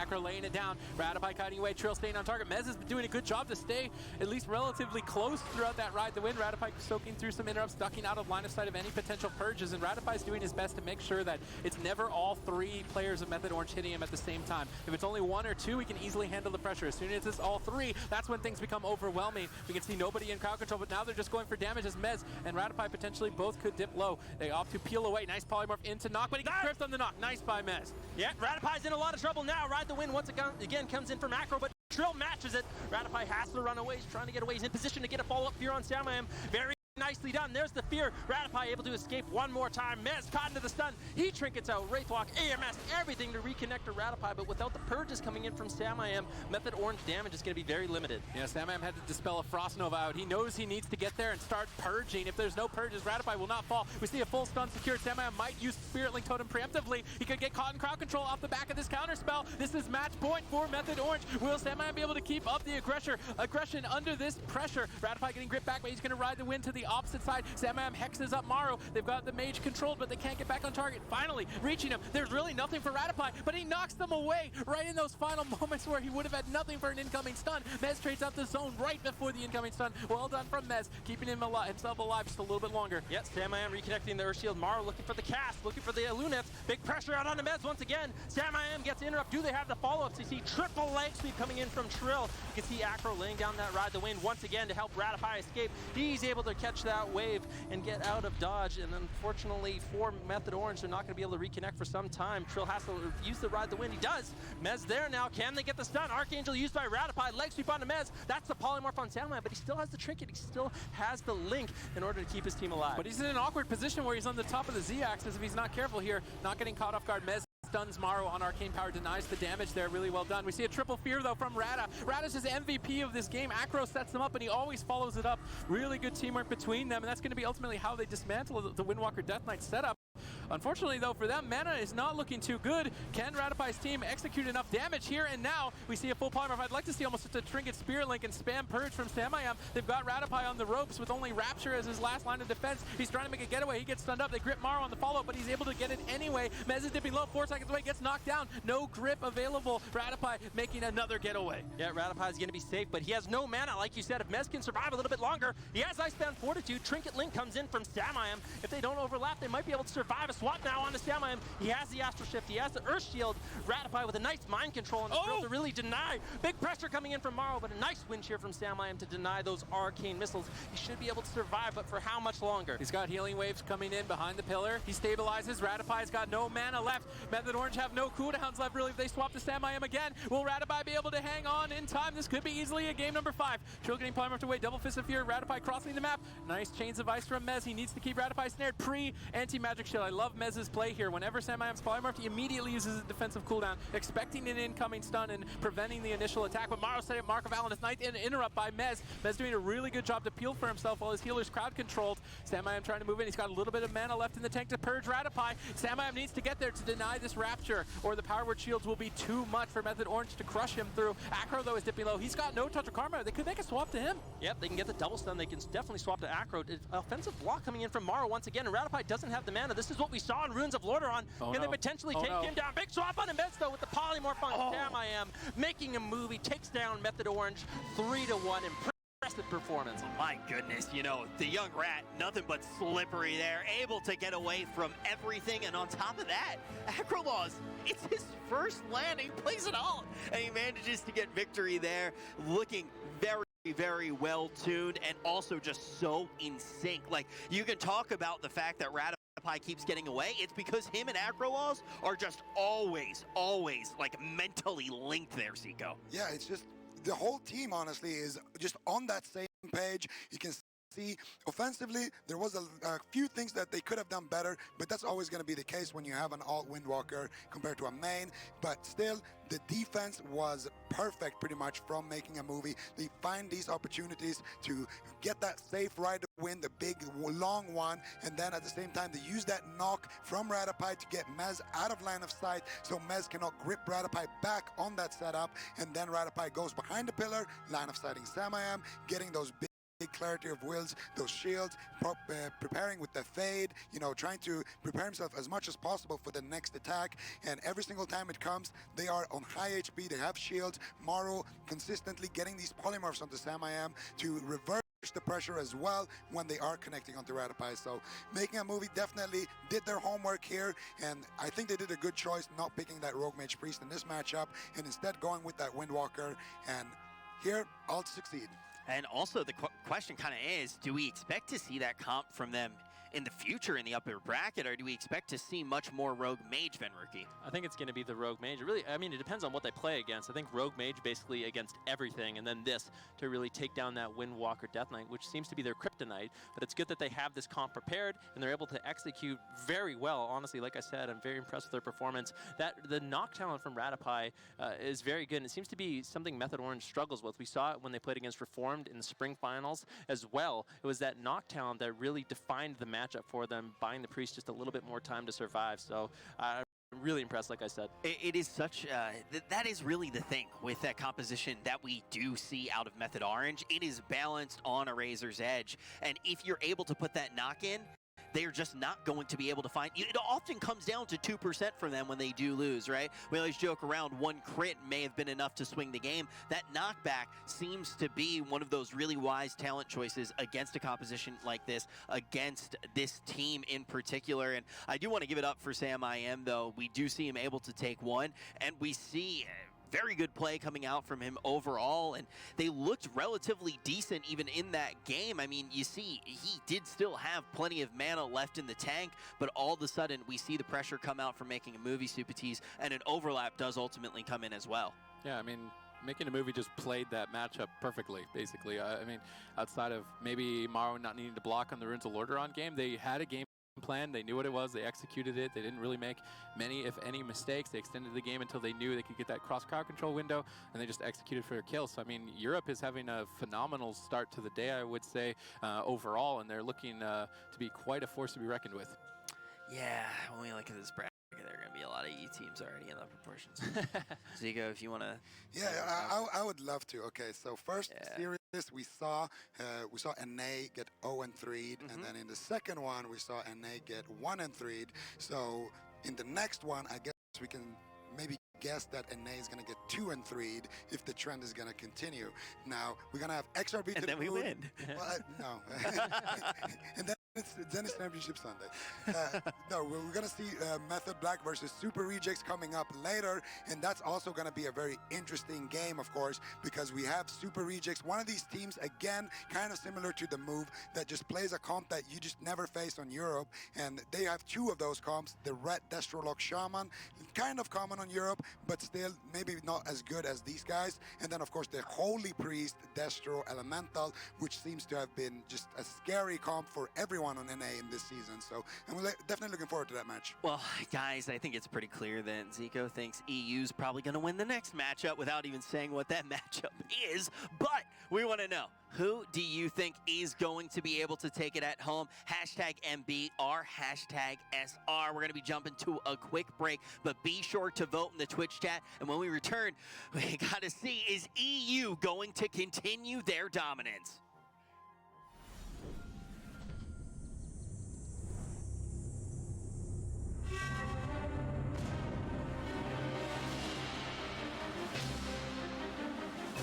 We've been playing a lot, especially shortly before an event. The training hours go up a lot. So instead of a few hours of practice a day, you really want to do the work, so you're prepared the best to your ability. We also prepared for each team individually, making sure that we have all their comms and all their potential picks written down and have the answers ready. When we created this roster, initially the main goal is obviously to win BlizzCon. Winning these LAN events is important too, and to strengthen the team morale.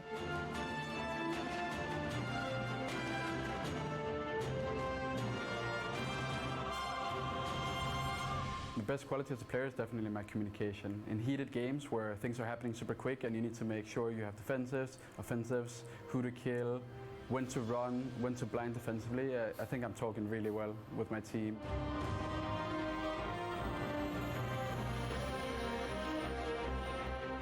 We're not reliant on playing RMP at all. We have Swapsy, who's an insane multiclasser, and we could easily play anything else than RMP, but if we have to, of course we'll play RMP any day of the week.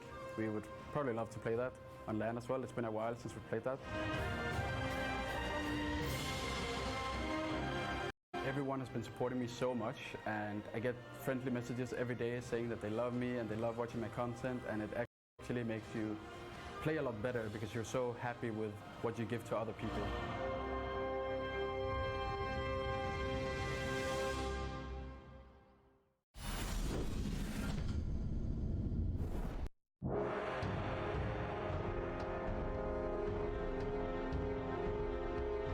Super Rejects kind of came from a different team that played before named Rejects, and it was kind of just a play off on their name because we felt like we were in more of a situation that they were in when they first created their team, where we formed because of different roster swaps happening, and this is what we ended up with.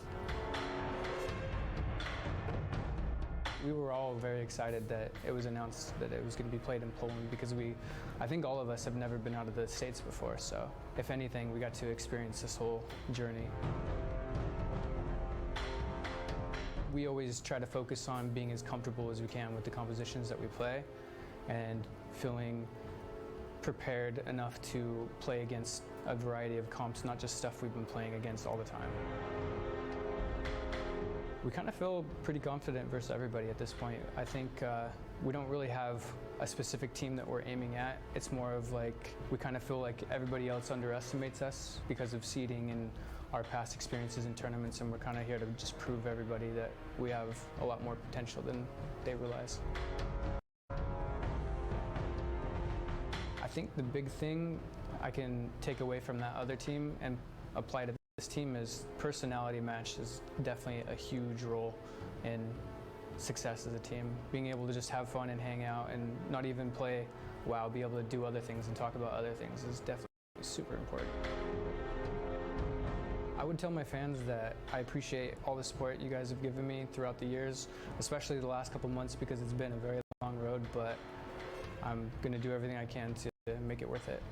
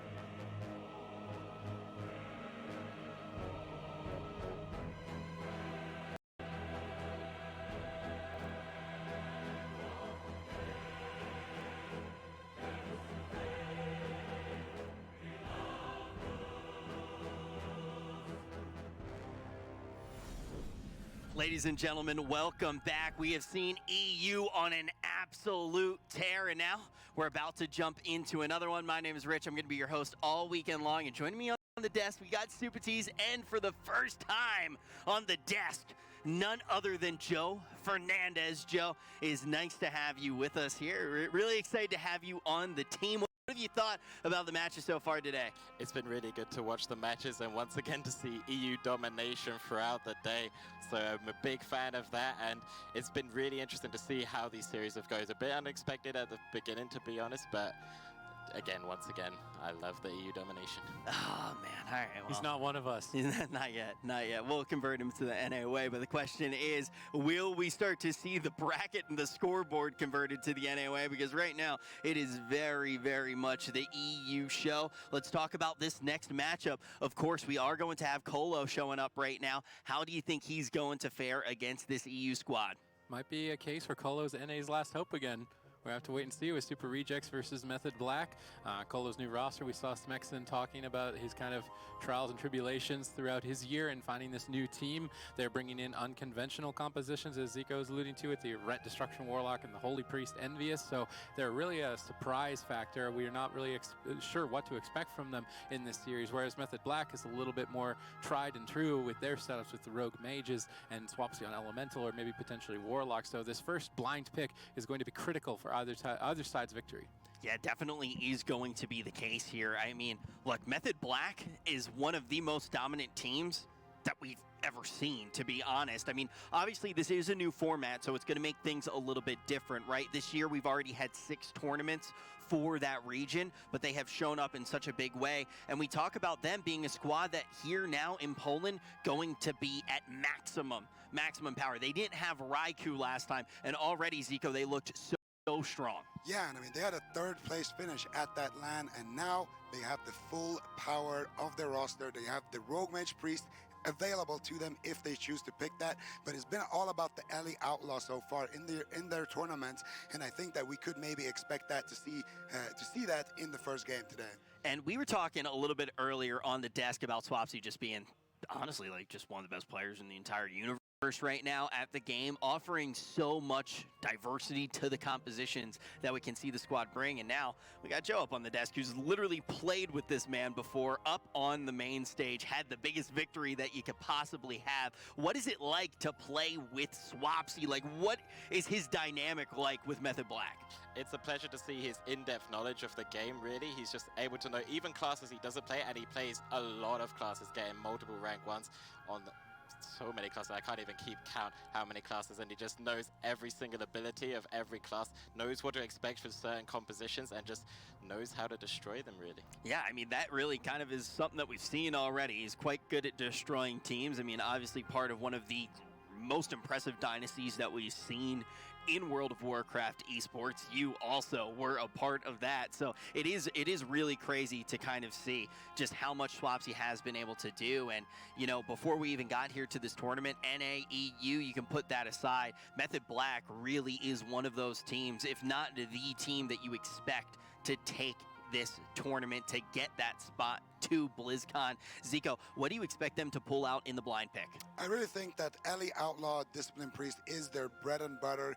It does kind of well into those caster comps that we see on the side of Super Rejects, but it also does really well into that Destrolog Shaman that we know the Rejects like to play. So I think that we can expect something like that. And from the side of the Super Rejects, it all comes down to the blind. If they can read that pick coming out of Method Black, then we can kind of expect them to bring out that double Wizard Cleave that they like to play with the Holy Priest, because I think that's really their strength. We don't have those Holy Priests in Europe, and NA, they have Envious.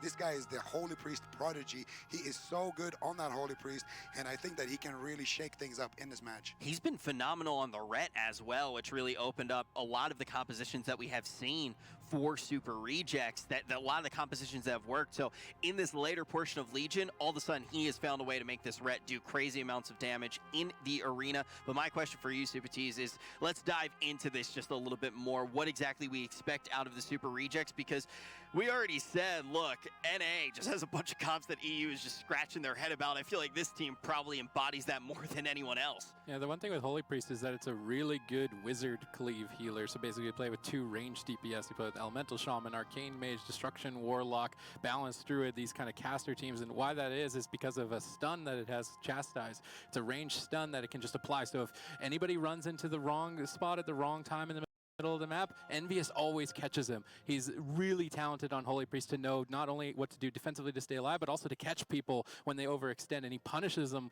with those chastises. And you got Thugonomics, he's been playing Destruction Warlock for longer than some people have existed on the planet, so he's lining up those Chaos Bolts instantly to tag team off those chastise stuns, and that's why it's such a good setup in particular for them, because they can just play off of each other and punish mistakes. Anyone under the age of 12, Thugonomics, has been playing Warlock longer than you have existed on this planet. You should look up to this man. But I want to actually talk about Chaz, Joe, because we already said, look, Swapsy has so many different compositions that he brings that really allows this team to play just about anything. Chaz is just, I mean, he can play essentially any healer and look almost skill capped. Indeed, yeah, he's been playing pretty much all of the healers right now. Discipline Priest is his strength, and he's been a master of that class since early MOP, I believe, and he's just able to bring a lot of arsenal, being able to play even short games with that Discipline Priest, kind of using this offensive burst pressure, and he can even play really long games on that Restoration Druid for his team. It gives them a lot of potential in terms of compositions. Even within some of the classes that he does play, within some of the specs that he does play, I think you touched upon his greatest strength, and it is that balance between going offensive and going defensive. Yeah, I mean, Chaz has just proven it time and time again. He can play the Discipline Priest, sort of like Ratapai. He's very, very aggressive and try to win the game early on. He can also play it very defensively, allow his Outlaw Rogue to have that time to roll up for those buffs and really get a good offense going. And, I mean, he can play Resto Druid at a phenomenal level, Resto Shaman. The only thing we really haven't seen him much on is the Holy Paladin, but these guys have so many compositions available to them. And Swapsy is another guy like that. He's basically the DPS version of Chaz, like you guys talked about a little bit earlier. This guy, I don't even know what he mains anymore, because he is so good on the Ret, on the Elemental Shaman, on the Warlock. There is so many different things that these guys can kind of cook together when it comes to comps. So I don't know if you guys at home heard Envious just screech like that in true NA fashion. Also, thank you, man. Woo! But I heard at the same exact time from production that the game was about to start. So I'm assuming that cheer may have just meant that they saw the blind pick. We don't know what the blind is yet. As casters right now, we do not know.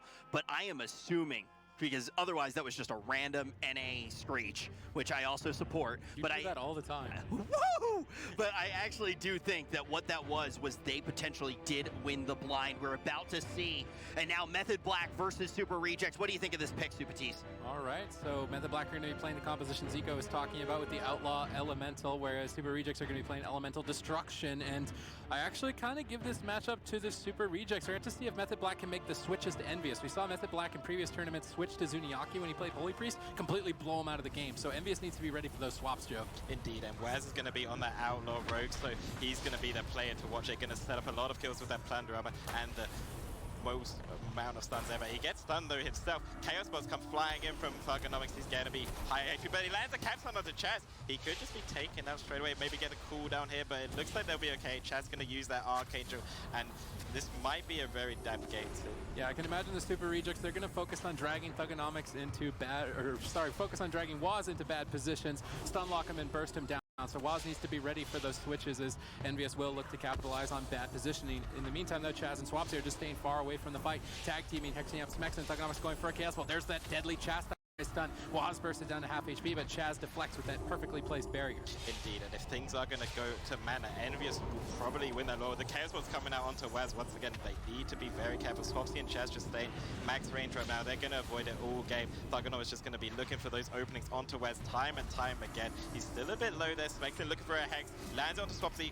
Counter spell onto Chaz as well. Pressuring Chaz, getting rid of that Vim and Vigor. Waz is dropping low. He needs to use that Cloak of Shadows, and there's the first cooldown defensively defensively of the game. Ooh, they just got Trinket from Envious with that blind. They can now switch to him later on. Plunder Armor is available. Waz is going to keep his eyes open for that. Envious needs to be careful. Swapsy just playing back with Chaz. It does appear to be that Method Black are looking for dampening, as Waz is really the only offensive player on their team. Swapsy now trying to make a push across at least into somewhat center field. We see double Mortal Coils. Chaos Bolts off the back of the Chastise stun. Envious tag teaming with Smites. Potentially a lot of damage towards Waz. Not enough though. Chaz was ready and waiting with that Rapture already rolling. Able to pick Waz up quite effectively. Indeed, and one thing to note is Smexton and Thugonomics, they're on those Orc racials, so that's going to be very annoying for Waz to set up kill potential a lot easier, but Smexton's dropping really low here. He might have to use the Astral Shift. The Ray of Hope gets used by Envious, and hopefully that should be enough to top him up, and I would imagine before dampening is. He didn't actually get topped too much. Swapsy just pounding into him with those lava bursts, doing an incredible amount of damage. Waz making a swap over to Thugonomics as well, trying to make it harder for Envious to heal this, but it looks like they're able to stabilize. Yeah, and this is kind of a difficult decision. If Swapsy goes in the center of the map, he's going to take a ton of damage, so they opt to only use Waz in center field, but that Chastise stun could take Waz down. Nice life grip, but Chaz is getting pressured. I like what Smexton is doing. He's splitting his pressure on 2 targets, removing the Vim, as you said, Joe, removing the 20% increased healing from the Priest, and then also focusing down Waz. And the Super Rejects are looking to try and keep that split pressure, soften up both targets, and then push in with the Chastise stun to burst somebody down in the center of the map. Smexton just chasing down Chaz. Fears Thugonomics looking to resummon that Fell Hunter. Doesn't want to get caught without that pet for far too long. Thugonomics trinkets out. Full Hex secured on Envious. Stun onto Smexton for cross crowd control. Smexton trinkets out. Was almost stunned on his trinket. Waz almost closing the game there. Now Chaos Bolts are flying as Chaz ducks behind the corner. Yeah, Trinket's being used by both teams there defensively. They want to avoid this pressure from the Chaos Bots and also from that Outlaw rogue damage. He still has that Plunder Armor bit holding on it, trying to wait to get more defensive cooldowns and then have that clean setup and just be able to take them down. All right, Earthshock stun on Waz with a spell lock on Chaz. Decent crowd control setup, but not enough damage to really accomplish too much. Full Fear onto Waz. Thugonomics looks to cast off those fears so he can't be interrupted. There's the Chastise. Envious tag teaming down. Will this Chaos Bolt connect? 2 Chaos Bolts towards Waz. Pain suppression from Chaz to deny the follow-up damage from Smexton. That will allow Waz to stay aggressive and on target. But it does seem to be that dampening will be the name of the game here. And early on, it seems to be a huge advantage to Super Rejects as they've got 3 members below 80% currently. Indeed, they just need to keep looking out for those swaps, and if they're going to be able to survive those, they can out-damp them. Chaz, you know, around a half a mana, and Smexton just getting in low. Raz getting very low now, had to use the human racial Cloak of Shadows to survive there. Those are huge cooldowns against Super Rejects, and now there could be an opportunity to take him down. Yeah, definitely. We see Waz just grappling, hooking back to the pillar next to Swapsy, looking to avoid the Wizard Cleave from Super Rejects. It's the first time in the day we've seen double caster in the tournament, and if you overextend, you will be punished. So you're usually hiding behind the pillar and then making hit and run moves, jumping out, stunning somebody, going for burst, and then retreating away. Right now we see them pushing with tons of damage on to Smexton, caught into the stun. Waz crowd controlling the whole team, trying to maybe sap the trinket, not able to find it though. Cheap shot on the trinket, tons of damage, dipping dangerously low, full gouge, Astral Shift on 10%.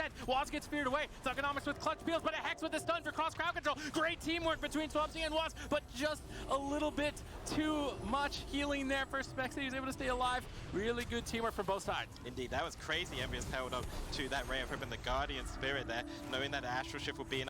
Even when he's that low, that was a great hold from Super Rejects, and plays like that are going to help them get into dampening, but at the same time, Chaz drank completely full on mana, so that's going to give them a lot of help going into dampening right now. Yeah, they could have a huge single target burst deep into dampening with that Disciplined Priest onto anybody really. Smexton dipped to 10% in that last attack. We get to 20% or even 40% dampening. He doesn't survive that attack, so I think the Super Rejects need to be careful to not let that cross crowd control kind of get out of control. We see a stun on Swapsy currently as Smexton Stormkeeper is trying to rain down fire onto Chaz behind the pillar, but not able to fully connect. Now Swapsy looking to try and set up one of his own. We see a gouge. Waz setting up for some damage potentially, but Waz gets Earthshock stunned away. Not able to really follow up with too much just yet. Now switching over to Smexton, but now Thugonomics is open. He's lobbing out Chaos Bolts.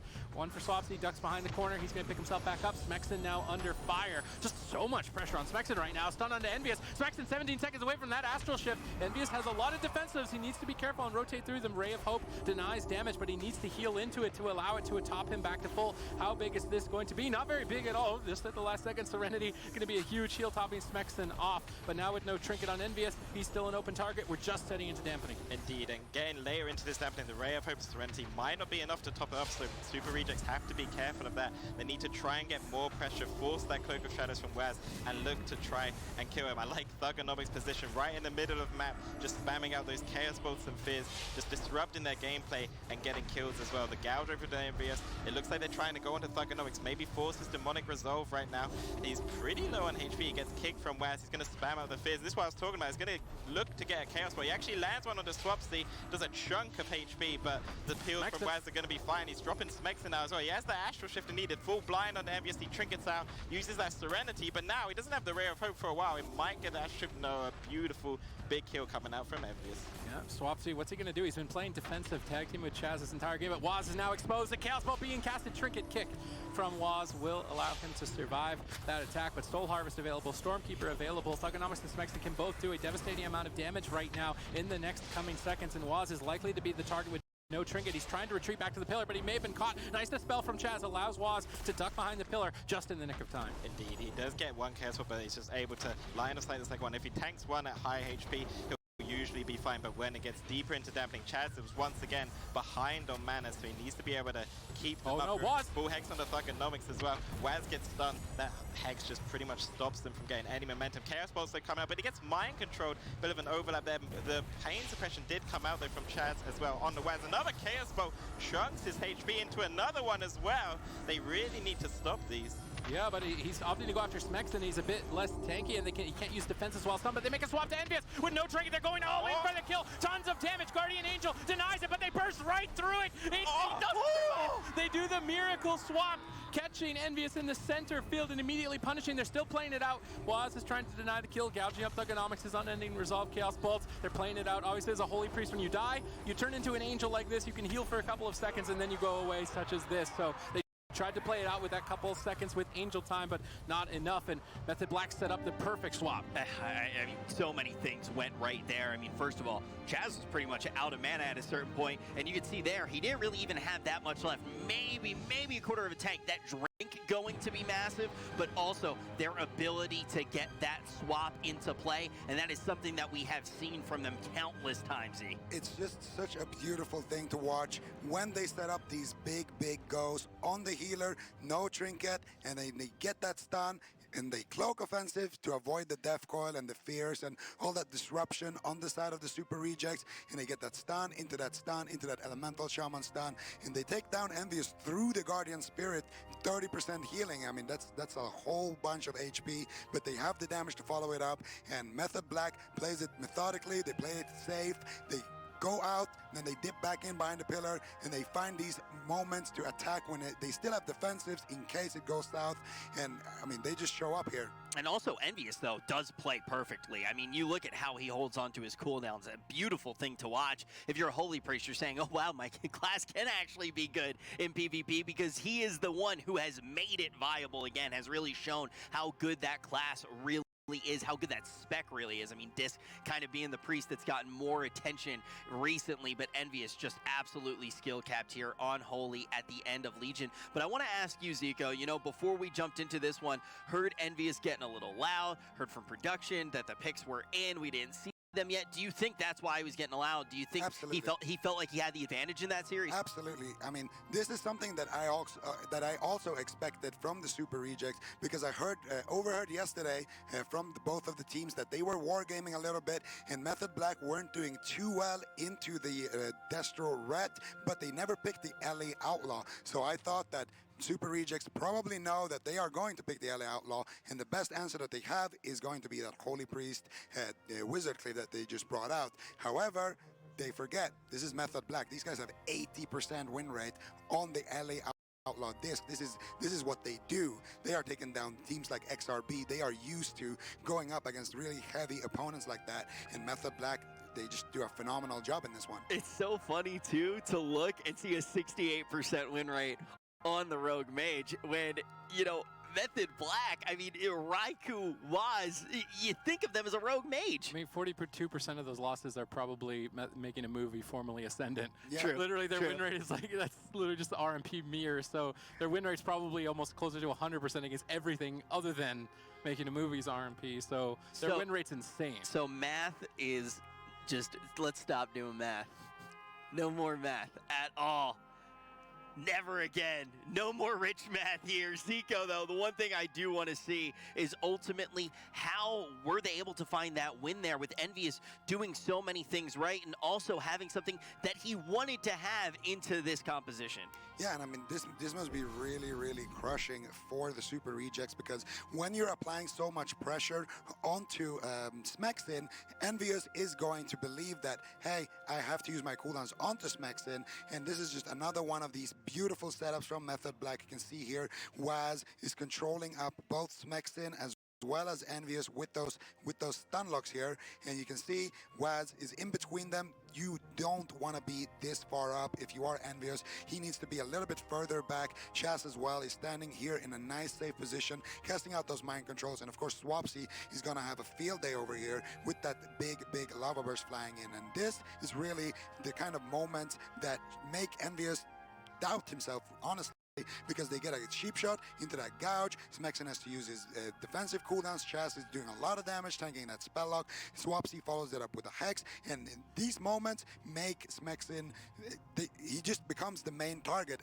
And the reason why this is so scary is because when you are making the Super Rejects think that we are going after Smexin time and time again, it forces Envious to trinket out of these blinds. And when you play an Undead Priest and you trinket out of the blind, you are very susceptible to these one-shots with the Plunder Armor that we end up seeing right here. I mean, this is such beautiful coordination as well. You see Waz, offensive cloak, Plunder Armor, Smexin is healing, he gets feared up by Chas, you know, Swapsy is there to assist with the damage. All of these guys are just doing a phenomenal job. They know their roles and they know how to find kill conditions, and honestly, I'm wondering if this would be a different game if the Super Rejects were an Alliance team, because then, all of a sudden, Envious can trinket the blind, and he still has that human racial to get out of this situation that we saw right here at the end when the Plunder Armor is coming in. Definitely something that may have changed the tide there, but we are going to see the compositions getting locked in from our draft. Method Black playing on a composition that they have looked very scary on, and once again, Super Rejects going to be bringing the comp that we have already seen. Now, my question for you, Joe, how important do you think that beginning momentum is in this series, that game one victory for the potential for counter comps, or do you think we're going to actually see throughout the remainder of this series potentially these comps come out over and over and over again? They might come out over and over again, and I think Super Rejects actually said, Kolo specifically, that it all comes down to the blind pick, so knowing that and they've lost that could be devastating for the team, but they believe that this composition should work into the Outlaw early. But I just think that Method Black say at such a top level, they were just so patient throughout the game. Swapsy and Chas just having defensive positioning to a T, and then Waz finding that momentum, finally finding that opening with the Plunder Armor to take them down. All right, gates about to open. Method Black going to be leading by one. Will they be able to get on match point here? All right, ladies and gentlemen, EU has just been dominating and North America all day. Will the Super Rejects be able to turn it around? They've locked in Tolvaron Arena, a very large map, as you would expect for a caster cleave to try and drag people into bad positions. But I can imagine that Method Black are going to be doing that hit and run. They're currently right now running behind the pillar, looking for a target that overextends. Smexin right now taking the brunt of this exchange. Waz moving forward for some crowd control onto Envious. Holy Ward will be removed and now gouged away. Now Waz immediately switching back to Smexin, but getting feared off. Good peels from Thugonomics on this first attack from Waz. Indeed, and Thugonomics made that offensive gateway right there from the middle of the map to their pillar, and it looks like Method Black are just going to kite away from those gateways, and you know, I think that comes from Swapsy's defensive play there, knowing where to position with Chas, just constantly lining the Chaos Bots and stopping them. They only really have a kill opportunity to Waz. Chaos Bots come flying, Waz is 100% HP. The shield's coming out from Chaz. The Rapture Archangel as well to keep him topped for now. Yep, but on this map, Chaz will have to sneak for drinks, and it looks like Method Black are just on the back foot right now. They can't get an offensive footing, otherwise they'll just get blown away by Thugonomics. He's dropped the gateway. He's getting ready potentially for a push. He could just gate on top of them if they position badly here. Envious caught into a stun. Good cross crowd control on Smexen as well. He's trying to duck behind the corner but gets stunned up. Now a blind from Waz. He tries to stab the trinket again, but Envious faded the sap. He trinket fade to immune the sap. There's a nice read by Envious. Indeed, and they get a lot of pressure from Smexen. They're just punishing his aggression when he pushes him, but now Envious doesn't have that trinket. They could make but Smexen gets really low. He drops so incredibly low. They overlap the Astral Shift and Rare Pop. I don't really blame them for that, but that is an overlap of defensives. And now Envious still doesn't have that trinket and no Astral Shift for quite some time. This is looking devastating for Super Rejects. Yeah, Waz and Swapsy and Chaz are basically just poking. They just poke at them, and then as soon as they can get something from them, they immediately run away, and then they try to poke them again. And it's difficult as a Destruction Warlock to deal with a poke strategy because you want someone committed to it a long distance for quite a long time. We see Waz overextending on Envious, looking for a gouge. Smexen lights the Wrath, going to be connecting onto him. Tons of Lava Burst as well. Envious trying to pick him up. He's got that Guardian Spirit, though, to fall back on if he absolutely needs to. He would like to keep it for himself, having no trinket. Waz goes for a stun, makes the swap to Thugonomics, looking to pull more defensive cooldowns from the team of Super Rejects. Envious now out of that stun and starting to restabilize. Chaos Bolts 1, 2 Chaos Bolts potentially. No, gets wind sheared and denied there by Swapsy. Now into a stun. Good denial from Method Black. Indeed, I love that Swapsy is just waiting for keep casting that Chaos Bolt. And they just interrupt it very late. Chaz getting put into a spell out there and dropped really low there. Smexen and Swapsy are doing a ton of pressure individually from these guys. They're just doing an excellent job on these Elemental Shamans. A kick onto Smexen as well, going to deny as much pressure as possible. Waz even looking to line of sight Thugonomics. Chaos for 1, looking like it's coming in onto Swapsy actually. Swapsy a bit out of position there, just gets back. He's going to be fine for now. Yeah, we see Waz just in the center field. He's spending a lot of time poking right now, and it might be too much. He needs to be careful. It's a difficult thing to juggle, but he's taking a lot of damage now. Caught into the chest. Chaz is going to life trip him back to safety, but Swapsy gets swapped to by Smexen. Rain of Fire down on the whole team. They're immediately retreating out of that Rain of Fire. Chaz's mana is not looking that hot, and although Method Black got a lot of defensive cooldowns earlier, Super Rejects have stalled it out now so that they're very stable, and this is looking more and more so in favor of Super Rejects. Indeed, they've been getting a lot more pressure, and it could be that 12-0 map coming to effect here, just the wide space of area allowing them to free cast more and more. The double quirk coming out from Thugonomics. It instantly gets dispelled by Chaz before his one lands on him. That was excellent play by Chaz there with that dispel there, interrupting the Chaos Bolts, gouge onto Thugonomics. It looks like they're trying to make swaps onto Smexen. They stug up Envious. They're looking to pressure Smexen. Thugonomics getting his pet. They spell lock Swapsy there. Smexen dropping a bit low here, but it looks like Envious is going to be free to just cast out those heals. All right, Earthshock, Thunderstorm. Waz gets Earth Grab Totem there, very far across the map. Nice play from Smexen, removing Waz for some time, but he does ultimately reconnect. Grappling, hooking back over to Thugonomics. Envious trying to maybe pre-fade any stuns. Waz is making it difficult. He keeps going back and forth, running at Envious and then running away to try and bait a fade, but Envious ultimately does trade out his trinket. Now Waz, though, caught into a stun. No Chaos Bolts, though. Another Chastise. Envious currently with Apotheosis activated, so his Smite reduces the cooldown quite rapidly of his stun, so he's going to be looking to get those rolling as much as possible with Smite. We see Swapsy now dipping below half. He ducks behind the pillar. Currently right now, Method Black, they're in the run part of the hit and run strategy, trying to restabilize, but Chaz actually traded out his entire defensive arsenal during that period of time, and now potentially Waz could be exposed moving forward. Indeed, that was the Rapture Archangel and the Pain Suppression coming out from Chaz, just with some passive damage coming out on Swapsy, but a ton of pressure. Like we said, Super Rejects are just finding their stride on this map, getting out so much damage. The fear onto Chaz right now, they're bursting down Swapsy and Waz. They still have their own self-defensives. Mortal Coil comes out onto Waz. The Chaos Bolt's going to come flying in onto Chaz. A big one there, and he trinkets out of it. But yeah, beautiful knock coming in from Smexen there out of that bubble, and Chaz needs to do a lot of work now to keep his team alive. All right, Chaz ducks behind the corner, gripping Swapsy back to the pillar as they had to reposition on this side due to that Thunderstorm from Smexen, almost claiming a kill there before we even moved into dampening. But this game is looking so solid right now. There's one opening to kill Envious with Plunder Armor, and they're going to go for it. This is the one opening. They have to kill him 100-0 in this stunlock. Will they have the damage to do it? Swapsy's just unleashing devastating amounts of damage. They need to trigger. They're trying to pause and wait for the Guardian Angel to fade before pushing him over the edge in these last final seconds. Ray of Hope denies the kill for now. Envious survives the swap that Method Black needed to win the game. Can they buy enough time for that opportunity again, Joe? Indeed, maybe they can. Thugonomics actually uses Demonic Resolve offensively there to be able to peel the with his fears there, so that was a great read by Thugonomics, knowing he needed to save Envious from the brink of death. Chaz, Swapsy, and Waz gave it all they could, but now their kill opportunity is lost until that Plunder Armor comes back, and we're in dampening once again. Chaz is low on mana, and like you said, Sid, it could be hard for him to drink here. All right, Smexon just raining down pain with that Stormkeeper, chain lightning onto the whole team. I'd like to see Thugonomics reposition. He's moving forward. Triangle position, nice Thunderstorm. Smexon setting up for a target swap to Chaz maybe, but Waz stuns Thugonomics away at the end of that Thunderstorm. Smexon looking for a cheeky Hex onto Swapsy, deny some pressure, and also apply some to Chaz as well. And with dampening starting to ramp up, it will be difficult for Chaz to survive. Waz, Chaos Bolt straight to the face, but not enough damage to take him down. Chaz is the one that's still struggling though with his entire team so dangerously low. Any Chaos Bolt could claim the life of Waz. No Cloak of Shadows for 10 more seconds. Thugonomics not able to get a cast off right now as Waz knows Chaos Bolt is deadly. He's doing his best to deny it. Nice banish onto the Shadow Fiend. Potentially gets kicked. That was good protection from Waz. They need to protect the Shadow Fiend. That gives Chaz mana back when it attacks, so nice job by Waz. Indeed, it will rage up by Waz, knowing that they need that mana that is coming down to that once again, and he needs a bit more time for that next Plunder Armor. A blind onto Envious, he trinkets out of it. So Waz, it could happen again. He had to use his human racial Cloak of Shadows there, overlap with the Rapture by Chaz as well to survive those Chaos Bolts. They would have just probably died otherwise. All right, Thugonomics has Unending Resolve and he has Soul Harvest. Stormkeeper has been channeled. Smexon is ready and waiting to unleash a huge Chain Lightning onto the entire team. Triple Chain Lightning. Chaz ducks behind the corner. Swapsy only really taking the brunt of that exchange. The positioning from Thugonomics and Smexon, not the best it could be. They need one player on one side and one person on the other, so at least one of them can cast, but right now they're kind of stacked up, and Method Black are able to survive due to this mispositioning. Smexon moving in, potential Thunderstorm. He's moving in with Ghost Wolf, looking for it. Yes, Chaz gets knocked into the pillar, unfortunately. Smexon was trying to set up MVP play there. He lands a Hex with a Mortal Coil on Swapsy to deny the Dispel for a couple of seconds. There's the Chastise stun. He gets gripped right around the corner, though. Nice positioning from Chaz. Indeed, Thugono was just trying his best to get these Chaos Bolts, but it looks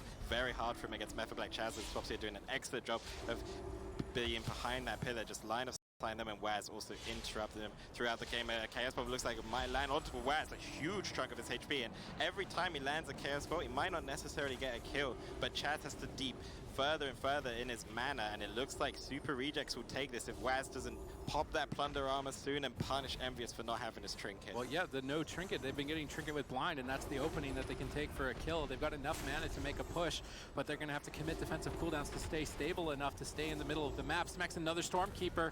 He's ready to go. Chain Lightning's lined up and they're flying. Swapsy down at half, Waz down at half. Chaz doing his best, drops a barrier, but only really himself inside of it. Swapsy ducks into the cover of the shield. Waz trying to as well. Smexon moves in to knock them out. Nice Thunderstorms from Smexon in this game. Indeed, Smexon have been playing very good on the Elemental Shaman, just been harassing Chaz the entire game, trying to get off his Vim and Vigor. That's probably the reason why he's so low on mana. Another spell luck as well, overlapped with the Windshield. Waz dropping low, he doesn't have his Trinket either. He does have the Cloak of Shadows as needed. They make a go on to Smexon.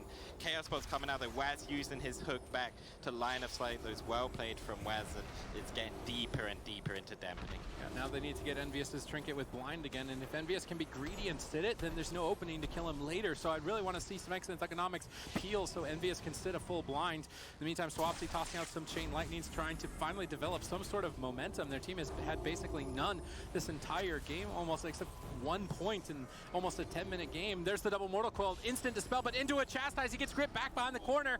Will it be enough? Chaz's life grips have been MVP really this game to save his team in these moments. And Thugonomics Smexon, this positioning is not good. They're on top of each other. They need to reposition. Thugonomics trying to go to the other corner of the pillar now. They need to get that triangle going, or they can just easily line of sight both of them. Thugonomics now getting set up on a bunch of damage being lobbed forward by Swapsy Nether Ward, reflecting the lobbers back to Swapsy. Now he's down below half. Chaz gets Windshield. There's the Stormkeeper. Lots of Chain Lightnings. They need the good positioning. They need triangle positioning. Thugonomics is wrapping around to close in and pincer them off. I'm not sure how much longer Chaz can keep this up. Triple Infernal. Thugonomics has moved in. He's likely to be channeling Chaos Bolts. Pain Suppression, Astral Shift, Overlap. Chaz gets caught into a Chastise. In this position, they have so much. Smexon is the only open target, and he needs to be careful of that. He's got no Trinket. He could easily get 100 ode if he overextends, but at this point, Super Rejects are just stalling it out to victory. Indeed, on to 30% dampening, ladies and gentlemen. Super Rejects are looking phenomenal right now. It looks like it's their game to lose at this point. Method Black, they need to find an opening, and they need to find it now. It looks like they're just going to be line of sight.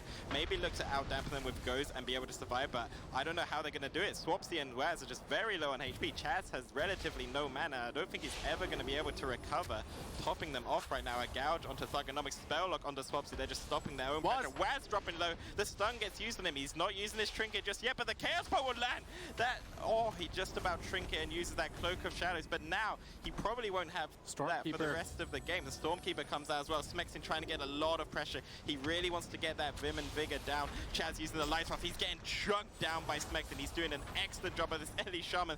All three of them are so low right now, and Waz getting stunned out again. He needs to be so careful going in the opening now. Smexin is just 1v3ing, but he may have overextended for far too long. Ray of Hope allows Smexin to hang on. He's been trying his best to 1v3. Thugonomics' positioning has just been off. He needs to be on the other side of the pillar. He's right behind Smexin. He can't get any damage off. They blind Thugonomics to go for an all-in on Smexin through the defensive cooldowns. Will Envious be able to heal through this high of dampening still? And now a mind control on Envious. Chaz has nothing left. They stun him out. They swap to Smexin. Smexin has no Astral Shift. Are they actually going to kill Smexin? No, he jumps in. He doesn't care. It's all or nothing at this point, Joe. Indeed, Method Black are running on fumes. They have absolutely no defensive apart from Swapsy with their Astral Shift. Chaos Bolt comes flying in. West dropping super low. They're just all line of sight for their lives. They just want to try and survive and find a kill opportunity on the Smexin. Now, he has no Astral Shift. There's no Ray of Hope. They could potentially find it, but Swapsy and Waz and Chaz, they're just so in such a dire situation. Look at the positioning. Thugonomics on one side, Smexin on the other. You're Method Black in the middle. It's a Method Black sandwich. Where are you going to go? They're just going to tear you apart and eat you up. Chaz has nothing left. Caught into the chastise stun.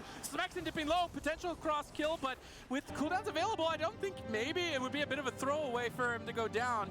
You can imagine Envious restabilizing him there shortly there in game number 2, but that was really well executed by the Super Rejects. Oh man, you can see the relief on Kolo's face there too at the end, and ultimately the fact that there was even a swap blew my mind. The fact that there was potential there for Method Black to still be able to take it, but I'm gonna jump back right now to that first game, and one of the main things, Zico, that I brought to attention was the fact that Chaz managed to get that drink and still was kind of running on fumes there.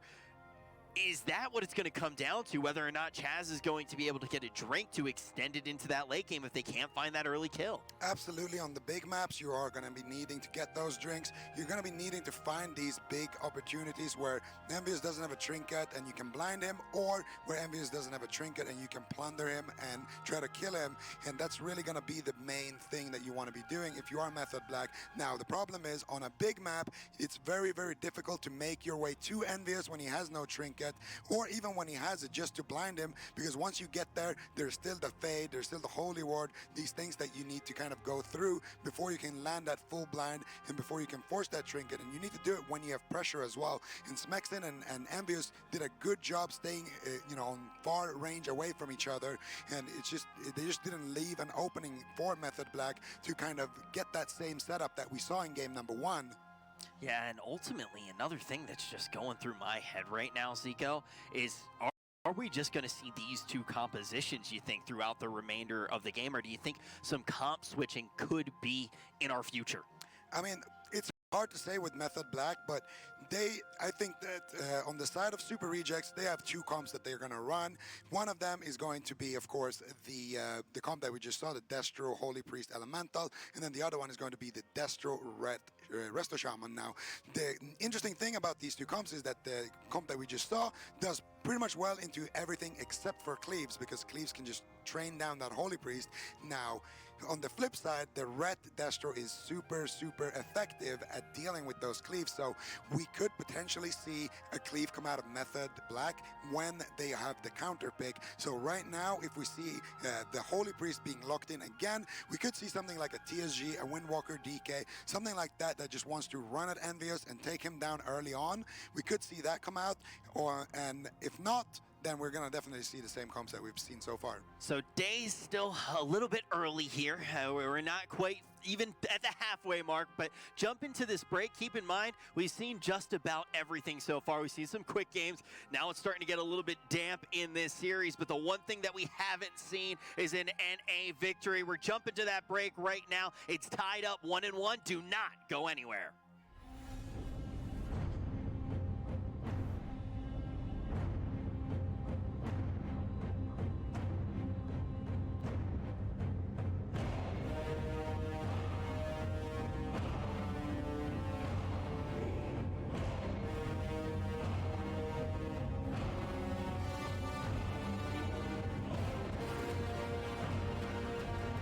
had a really dominant year so far. We won 4 out of 6 tournaments, and I'm super proud of my team.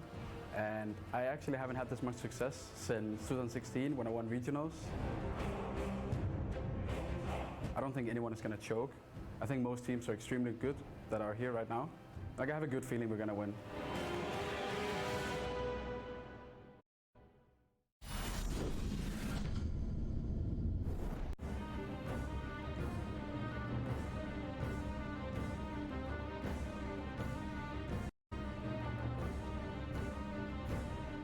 We all have a lot of LAN experience, for one. I think we really just synergize well together, especially like me and Envious, with like how we use our outs as Ret Shaman. And we don't play a lot of alt comps, it's mostly main comps.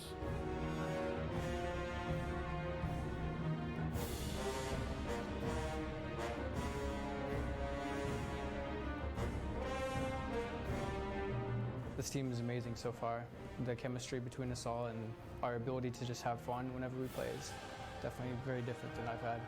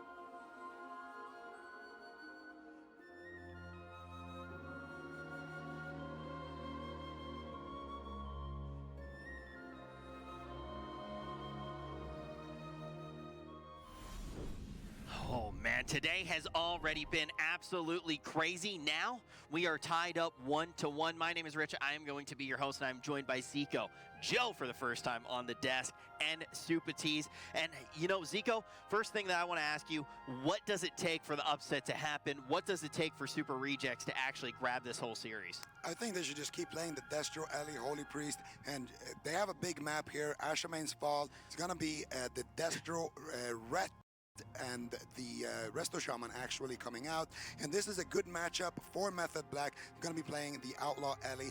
Ellie is a very nice counter against the Red Paladin because, of course, Ellie very mobile caster and has a lot of slows. You have the knockback, of course, as well, the root totem, so you can really make it difficult for that Ret to connect on the Priest of Chas, which is going to be his main target that he wants to chase. So this is a great map, but for Super Rejects to actually win the series, I want to see them just go all out with the Destro Alley Holy Priest, because I really think that that's their best shot. That's the comp that Method Black doesn't have practice against because we never faced Holy Priests on Europe. But this comp, it does exist. Well, here's the thing. This is the swing matchup for Super Rejects, right? They want to have the momentum headed into Game 5 to have that pick advantage to potentially throw their opponents off guard, to throw Method off guard. And Joe, what Super Rejects did here is a tough thing to do as a competitor. They just made a change after winning. How hard is that to actually do? I mean, look, you've played in situations like this. How often can you actually make a choice like that as a player after getting that W? I think it could be hard, yeah, because especially when you play a lot of compositions and you know you're against a team that plays a lot of compositions, and what I think might be happening here is maybe they're too afraid of that Rune Mage Priest as the Ellie Holy Priest, since they could just tunnel down the Elemental Shaman and just crowd control the Holy Priest. We're gonna no vision! We gotta get into the game! It's tied up 1-1! Method Black versus Super Rejects! Yeah, Thugonomics already early on getting harassed, not able to get that gateway down. He's likely to look for it later on. Swapsy getting a Stormkeeper, and he will likely be kiting Envious most of this game. Envious opting to go after Chaz and step up in that Crusade by getting caught, overextending very early on. If he has to use the Divine Shield, they don't manage to force it though. Really nice reaction from Envious. He knew Divine Shield is his main line of defense, so he used Trinkets and denied it with his shield instead. So he will now be able to stay aggressive into their face, just chasing them down with the remainder of this Crusade, but not able to really just follow up. He's a little bit reluctant to overextend. Colo needs to back Envious up right now. Yeah, indeed. Envious was trying to get a lot of Crusade pressure, but was unable to force a single defensive cooldown, and that's going to be rough, and he's just dying himself.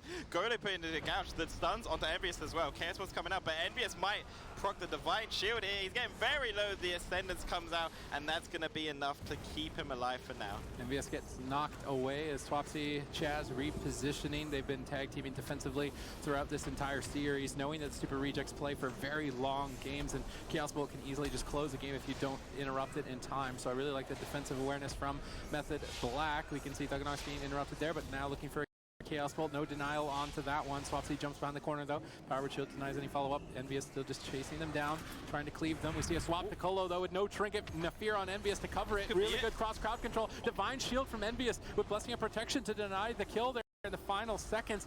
Envious with a clutch play there to save Colo, but now will not have those cooldowns to save himself potentially later on. Indeed, they're making a swap over to Envious now. Colo going to be free to keep him healed, but yeah, he had to use the Divine Shield and the bomb to save him from that Plunder Armor from Wes. So I like that offensive Divine Shield from Envious, but like you said, now there's a huge time limit for Envious to be able to get put down here. Yeah, and he's still just playing aggressive. He doesn't seem to care. He's just standing in their face on a full Hex, and Envious has nothing left. And it looks like Method Black will be moving to game number 4, 2-1 in the lead.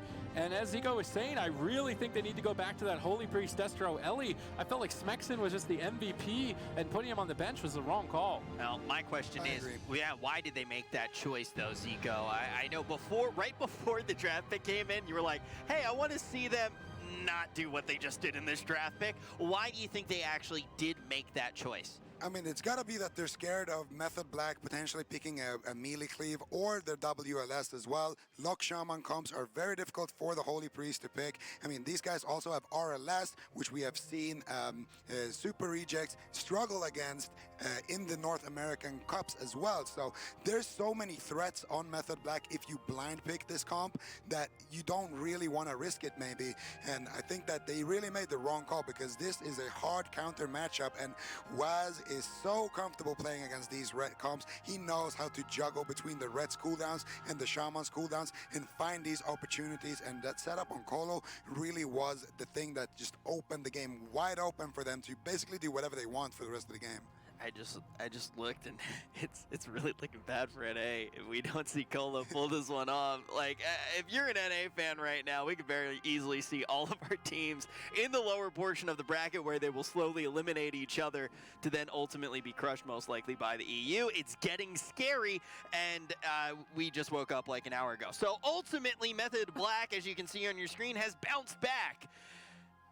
Whew, all right. Right off the face of Super Rejects. How do we see Super Rejects get bouncier, Super T's? I mean, I think at this point it's likely we see a different kind of blind lock from Method Black, because the Red Ellie doesn't seem like it does too well, or it's kind of risky into the Destro. So we might see them blind lock a different composition. Rather than the Outlaw Ellie. But if you're Super Rejects, I feel like you should just keep playing Envious on the Holy Priest, because that's really your trump card, is just the surprise factor. Nobody has really fought a Holy Priest, so I think it would be their best interest to really utilize him, and as well as Smexon. I feel like he was the one that was just A-gaming the entire time. He was really on the ball. I totally do agree there. I also want to thank Zico and Joe right now for not gloating too much. I know I would be if I had the opportunity. They're just waiting. Look at the grins. Look at the grins. We didn't even gloat at the move series versus Xrb. You think we're going to gloat now? Come on, man. You're an absolute sweetheart, Zico. Now you're just pitying us. Yeah, thanks, man. We do plenty of things right. At least our venties are actually full-sized back in NA. But let's take a what? All right, let's take a look at some of the important plays here to actually see why we are seeing this EU squad bounce back and find themselves on match point. All right, now we are going to do some math, and not the rich math. We're going to do some actual math here, and we're going to see exactly why this situation happened. Now, when you are playing against a red paladin, there's a couple of things that you need to keep in mind. Number one, this button right here is the trinket, of course, that everybody has. Breaks crowd control, everybody knows what it does. This, however, is the Blessing of Sanctuary, and what this spell does is it removes fear effects as well as stun effects. Now, the red also has a built-in trinket in his artifact, which after 2 seconds takes him out of a crowd control. So you need to gouge the red to proc his artifact, then you need to force his trinket by going on him, then you need to stun Kolo to force out the Blessing of Sanctuary, and then when you have all of those buttons, you fear up Envious, you swap to Kolo, who already used his trinket on the blind, and that is the only way you can survive that situation is if Envious uses his bubble to save Kolo with that Blessing of Protection. Now, if they just Blessing of Protection on the blind earlier, this situation wouldn't exist. Or if they saved their Hand of Sacrifice, they also wouldn't be in this situation. So what it comes down to is one mismanaged cooldown from Envious is going to lead to this situation where he has no bubble, Kolo still doesn't have his trinket, and they can land that Hex and seal the game onto Envious. Zico, I'm really bad at math, but I am 90% sure that wasn't math. I do not think that was math. That's World of Warcraft math, Rich. You would understand when you collect a few titles, you know, under your belt. When? It's more like if. I'm sorry, that was mean. That was I'm with you. Oh, okay, I've lost Rich. I've lost Rich. Can I join you guys? No. This is the EU side of the desk. This is the Daily Joe. Hey, mean people, no more talking. Joe, this is I can't give that back to you. You're violent. This is your desk. This is your stage. This is Joe Fernandez town. And now we're gonna take a look at one of your old teammates, Swapsy, and this is actually math, Zico, a 74% win rate coming out from Swapsy. 79. No, it's 74 overall. Yeah, okay, overall. NA is better at reading. Today, NA is better at math. All right. We come together. Stupid Tease, you're still in timeout. I remember what you said. Okay, then. Joe, what is it about Swapsy that allows him to get these impressive numbers? What allows him to be such an impressive competitor over the years? I think just throughout the years, he's always been multi-classing since day one, pretty much TBC, and that kind of shows through right now on the Warlock, on the Elemental Shaman, and on that Retribution pattern. He's pretty much like a main on those classes, and one of the best of each of those classes, really, and he's just able to perform marvelously on it. On his Elemental Shaman, playing very well defensively, being super annoying for super rejects to deal with. Now, Joe, since you're the only one who's allowed to talk on the desk, because you're the only one who's been nice to me, I got another question for you. Would you be down to maybe queue sometime? Don't do it. Don't do it. I'd be down. I love Rich. He's a good lad. I would definitely. You say that. With him. You say that until you see his blade storms. Hey man, you're gonna be. Don't call him the barber for nothing. nothing. Some good old turbo. You're gonna be on this desk for a long time, long time. Method Black versus Super Rejects. Right now, we are in a situation where Method Black could close it out on Ruins of Lordaeron. They are going to be playing with Swapsy once again on this. Ellie was on the Outlaw, and Super Rejects going back to what they played a little bit earlier in the series. And one big thing here is that now Super Rejects, they had the map pick last game, and they have the map pick in this game, and they choose Ruins of Lordaeron. Not because Ruins of Lordaeron is a particularly great map for them when they're playing this Wizard Cleave comp that wants to stay far away, but because they lost that previous game on Ashamans. They are out of big maps now, and I really would have loved to see them pick the Holy Destro Ellie last game, because they could have definitely won on a big map. I think a big reason for why they won the other game was because of Tolveron, but now there's no more big maps left in the pool. And even here, I would have liked to see something like a Tiger's Peak maybe come out of these guys, because it is a little bit bigger, you have a little bit more space.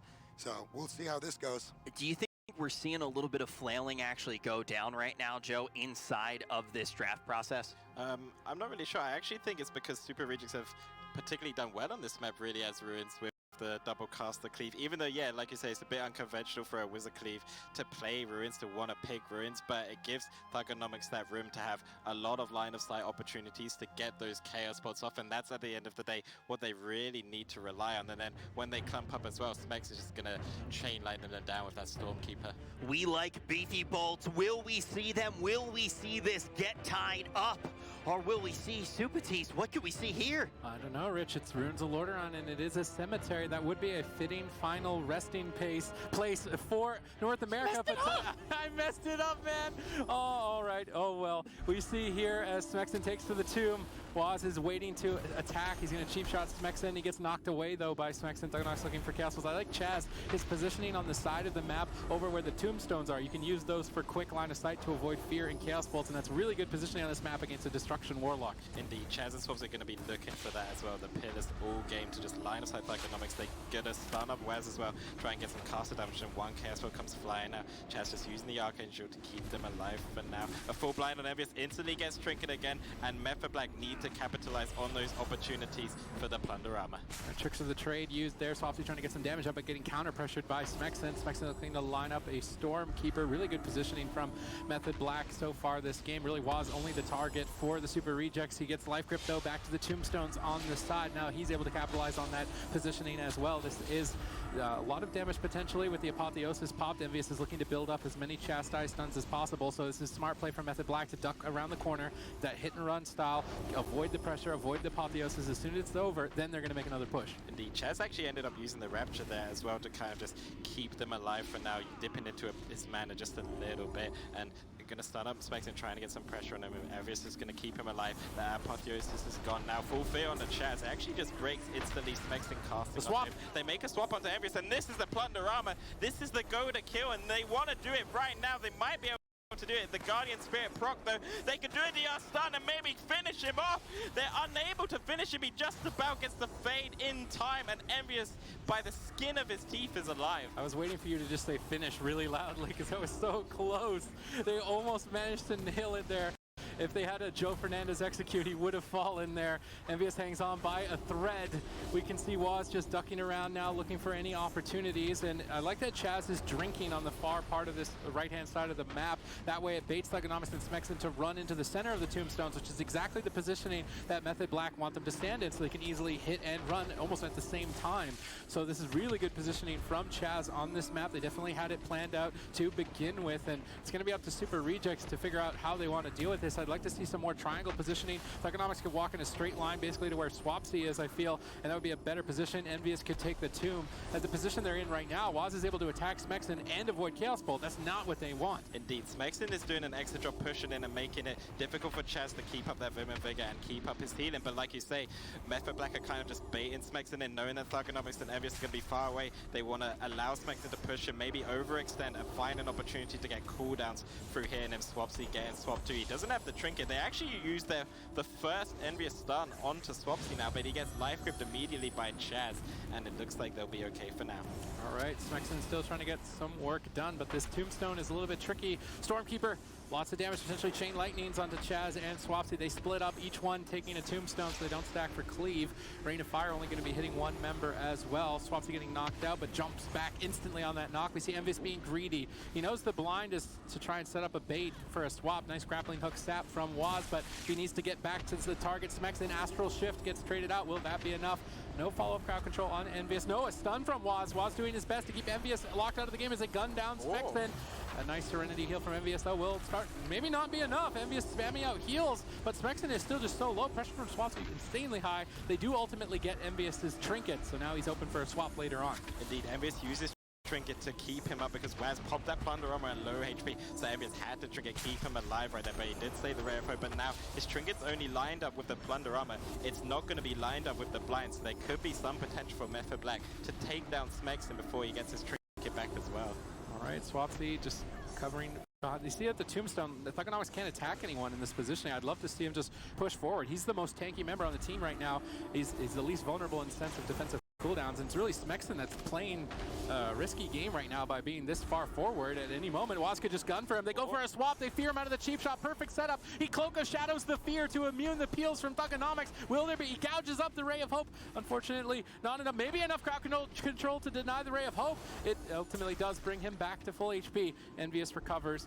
Really good play there, but Waz traded his cloak. They catch Chaz. Chaz tried to make an aggressive push. He's in the middle of the map. Thugonomics is lining up, and Chaos Will gets denied, though, by Waz. Good denial, Chaz. Instantly going back to that defensive posture. Swapsy lining up a Stormkeeper now, trying to get some counter pressure, but not finding too much. It's difficult to kind of punch through the Holy Priest healing without a stun lock. Indeed, Smexon doing an excellent job. He knocked them in the open, and that's what's caused this chaos from Method Black having to use that pain suppression and the Astral Shift, and Chaz has finding it difficult to struggle topping them off, really, and dampening is just about kicked in, so the game's pretty much just started for Super Rejects. Maybe Thugonomics, like I said, could push in with Smexon, get some more casted pressure, but it looks like they're trying to keep their distance in between each other, so it makes it difficult for Waz to get these setups.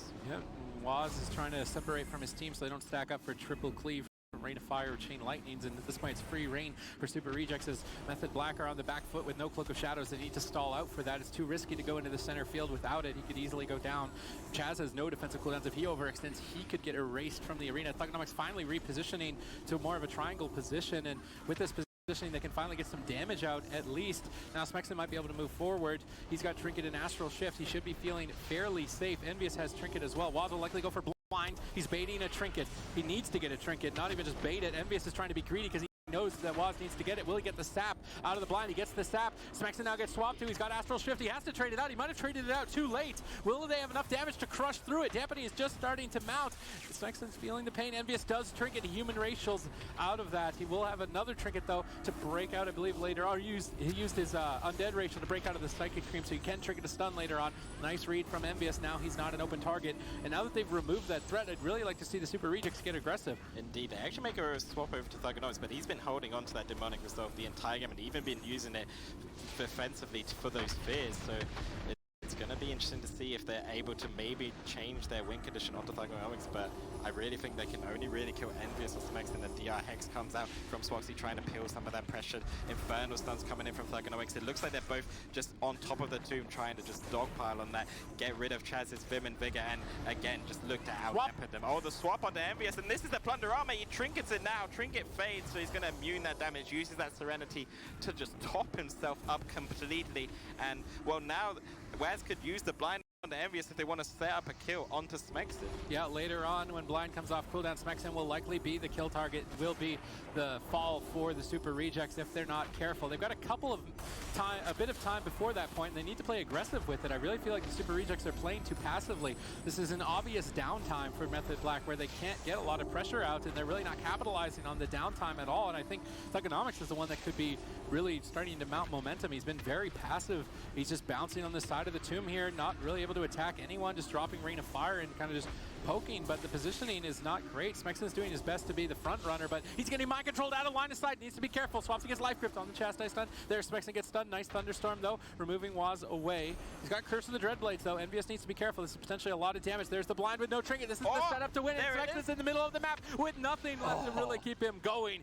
Clinical precision there from Method Black. They knew exactly what they wanted to do, and Europe continues its domination. Sure does, and ultimately, Method Black is one of the teams that we knew they could be from Mars. They would be a scary team. It really doesn't matter what region they are from. They have been one of the most dominant squads this year, and now we're seeing Waz. You know, we haven't got to see him really get excited up on the stage, only in the second LAN of the year, but we're starting to see Waz getting a little bit hyped up there, and Method Black, I mean, they're such a scary team because we don't even know what their main comp is right now, Zico. They are just so impressive in so many different play styles. Yeah, they just have so many different ways to play the game, and they can play them all on a high level. These guys play cleaves, they can play wizard cleaves, they can play, you know, dampening comps that kill fast, new comps that we haven't really seen, like the Ellie Outlaw. These guys are innovators, and they are perfecting multiple classes at the same time,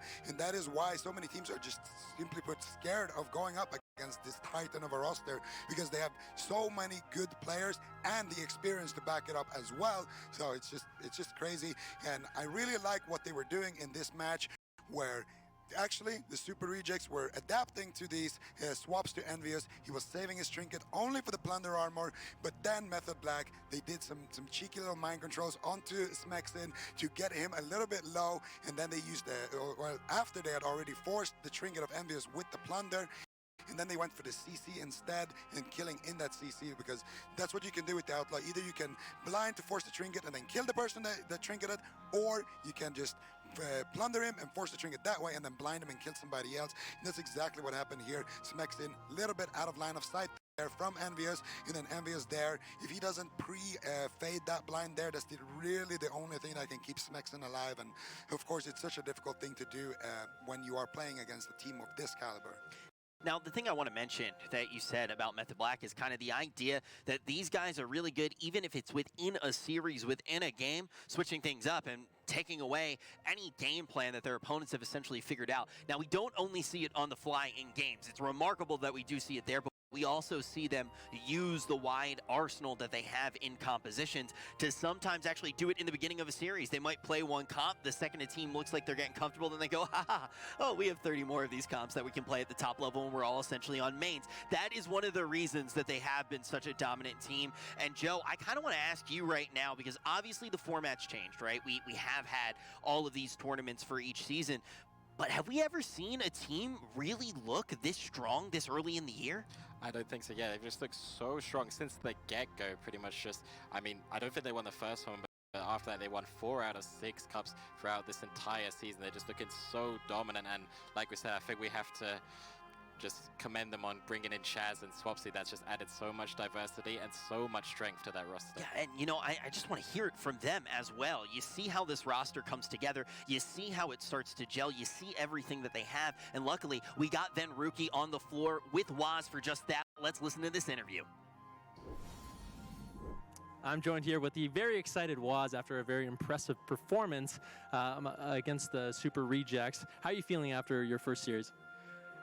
We've been feeling so weird coming to this tournament. Like, their comps are super hard, and don't know. I think we adapted really well after the first game that we lost against them.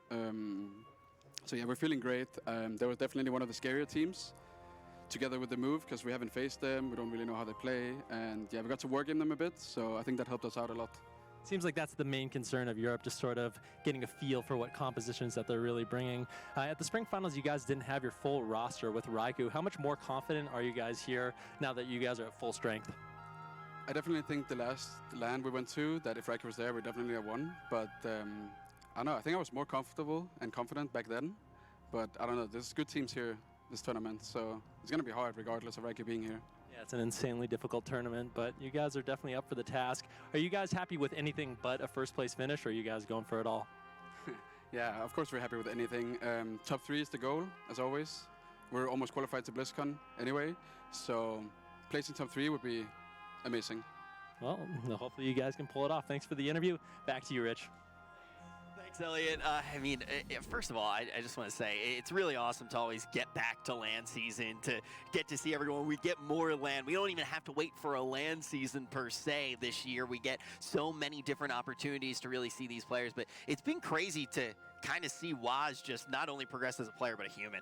I mean, you see him in these interviews, and he's just, I don't know, I'm pretty sure my first interview I had with Waz, he dabbed at the end. And now he's just like this incredibly intelligent old man up on the stage, filled with wisdom. Maybe not old man yet, like us on the desk, but he's pretty young. I don't know.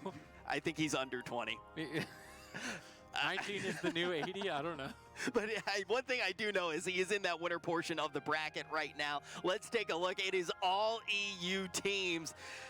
Oh, we got one last hope here. Super Frogs versus Tempo Storm. Could we see every single North American team in the losers bracket to start eliminating each other? I mean, you still hear from Waz, though. This is the tournament with the highest level of play. Even right now, with Raikou, he has every member from his team. Yes, I honestly do think that that was a reasonable thing for him to say. If Raikou was there, they probably do close out that tournament. But ultimately, this time, even with Raikou, he's not 100% sure that they can take it at all. Really respecting this competition here, Joe. Indeed, and I think it's just because the competition is just insane at this level, and it's because of the patch just being out for so long that most of the mains have kind of adjusted and mastered their specializations, and that's why they're scared of Rene, because a lot of teams have done exactly that with unconventional comps that you don't really see on EU. The question is, are we going to see EU manage to do it again? Are we going to see EU fully take that upper portion of the bracket? What do you guys at home think? The next matchup going to be Super Frogs versus Tempo Storm, the only two teams in the tournament that we have not seen today. Who do you think is going to take it? Let us know right now in Twitch chat using those hashtags. But if you are an NA fan right now, you gotta start giving Super Frogs your energy. And luckily for NA, the fate is going to be in the hands of a former BlizzCon champion. And then on the side of it, honestly, if you're an EU fan, just keep doing whatever you're doing because it's evidently working. We're jumping to a quick break. When we return, Super Frogs versus Tempo Storm.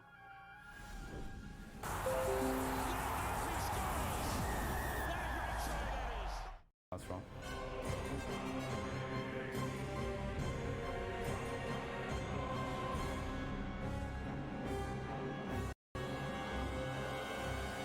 Honestly, the competition has never been harder, and my respect for my opponents has never been higher. I'll just try to do my best. Winning these events, this is a step on the way, you know? It's progression, that's what it is, but at the end of the day, everyone wants to win BlizzCon. First, but most of all, we don't want to bust around and just come last. I think we should be able to finish at a respectable place. We can maybe even win. I think we could beat every single team here if we play well.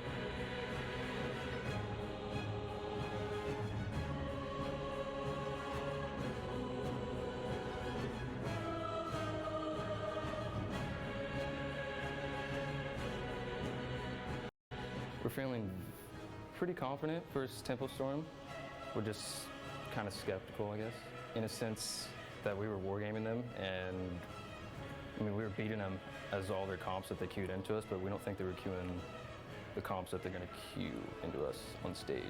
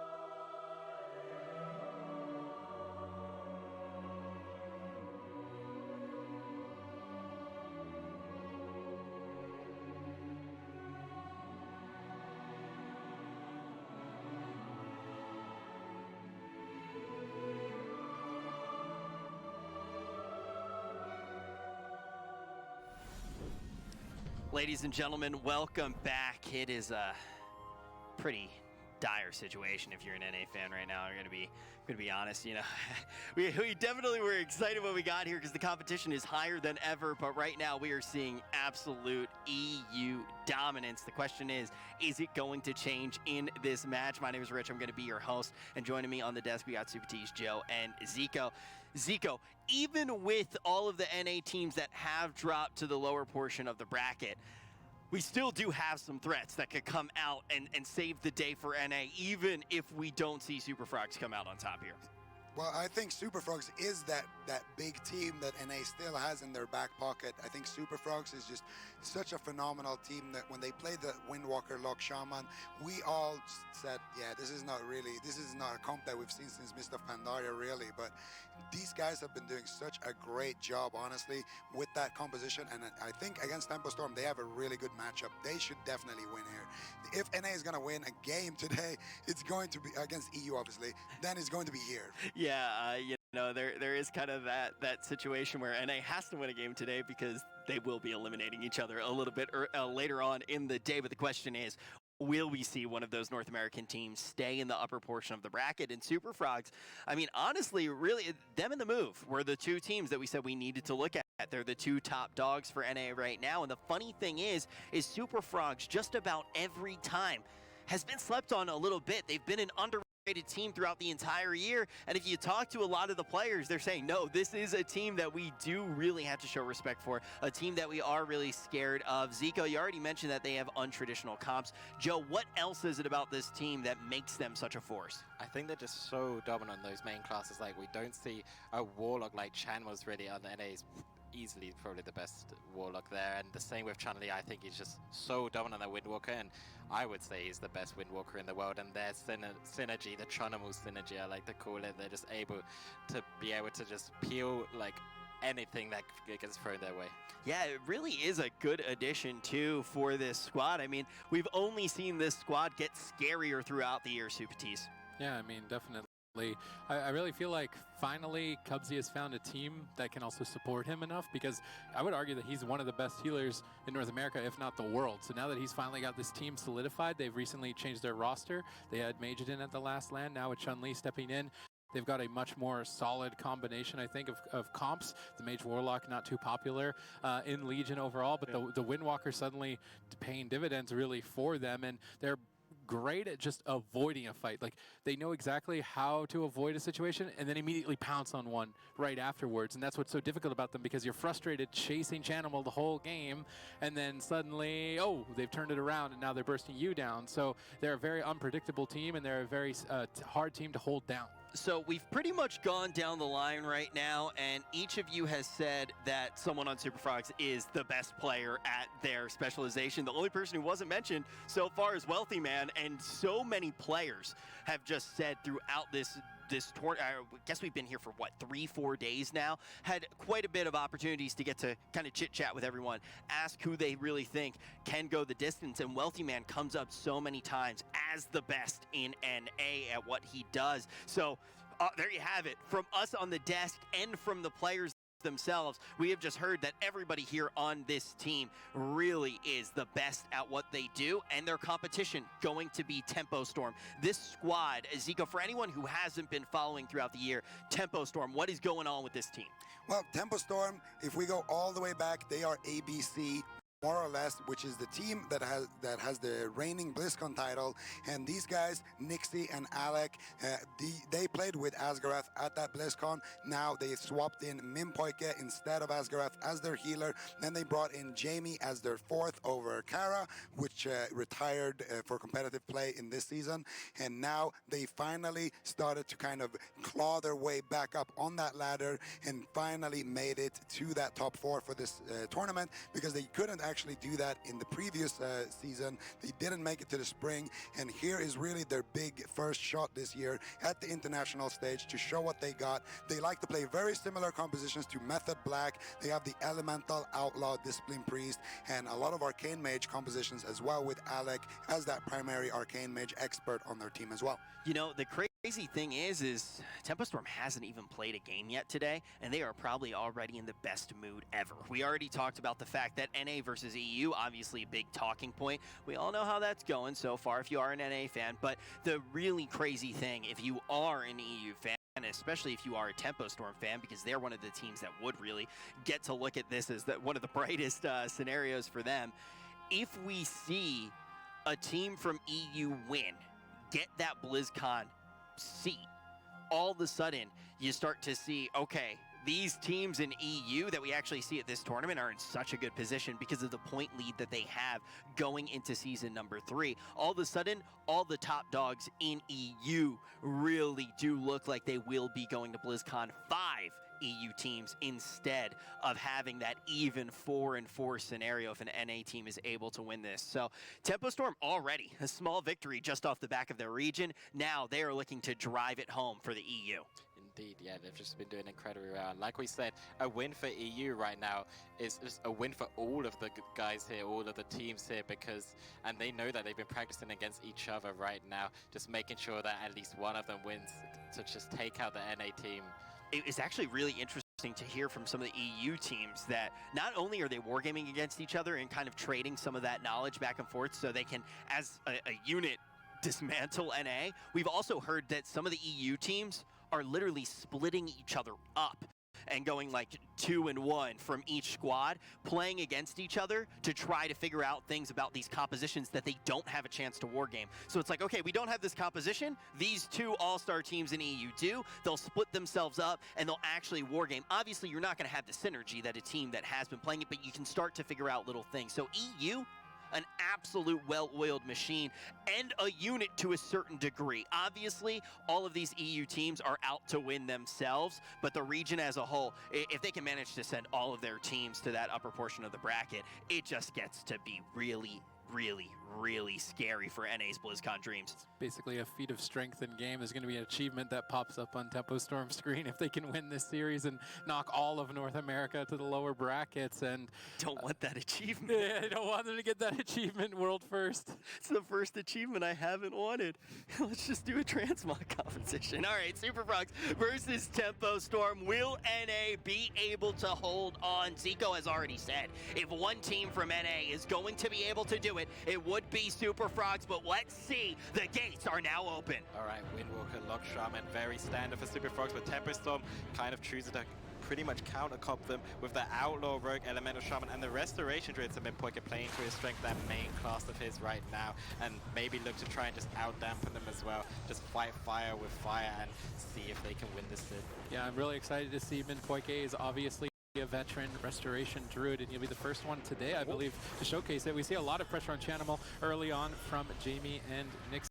Nixie now locking down Chanimal, looking for a swap to Chun-Li, catching him in that between the eyes stun. Ice Fury gets spell locked by Chanimal. Good denial and good protection from Chanimal to keep Chun-Li alive. Now Nixie switching back. He knows the Unstable Afflictions can't be left open for too long. Indeed, and they're going to be looking for these swaps onto Chun-Li. He's not playing that All Pressure and Relentless, so that's going to allow Nixie to just keep him in these stun lock chains and maybe force out the Touch of Karma and then eventually get a kill with that Plunder Armor, but we need them to get defensive cooldowns as soon as possible. Cubsy used his gateway to get a cap totem out of an in cap, but they killed off the cap totem, and now Minpoike is crowd controlling Cubsy, so that was a good denial of Cubsy's offensive play there. Now Chun-Li getting caught in a stun, but immediately healed back up. Cubsy timing those healing waves. Now Nixie getting swapped to. He uses Human Racial to break out and switch over to Chanimal, denying that Nether Ward pet of pressure potentially and avoiding a wind shear, so Chanimal getting locked out. Both teams doing a great job at just shutting each other down as Windwalkers and Outlaws they have so much utility. It will be difficult for Chanimal or Jamie to really get a lot of damage going early on. We see Nixie making a swap. Ice Fury gets Fist of Fury, and I don't think that Nixie will be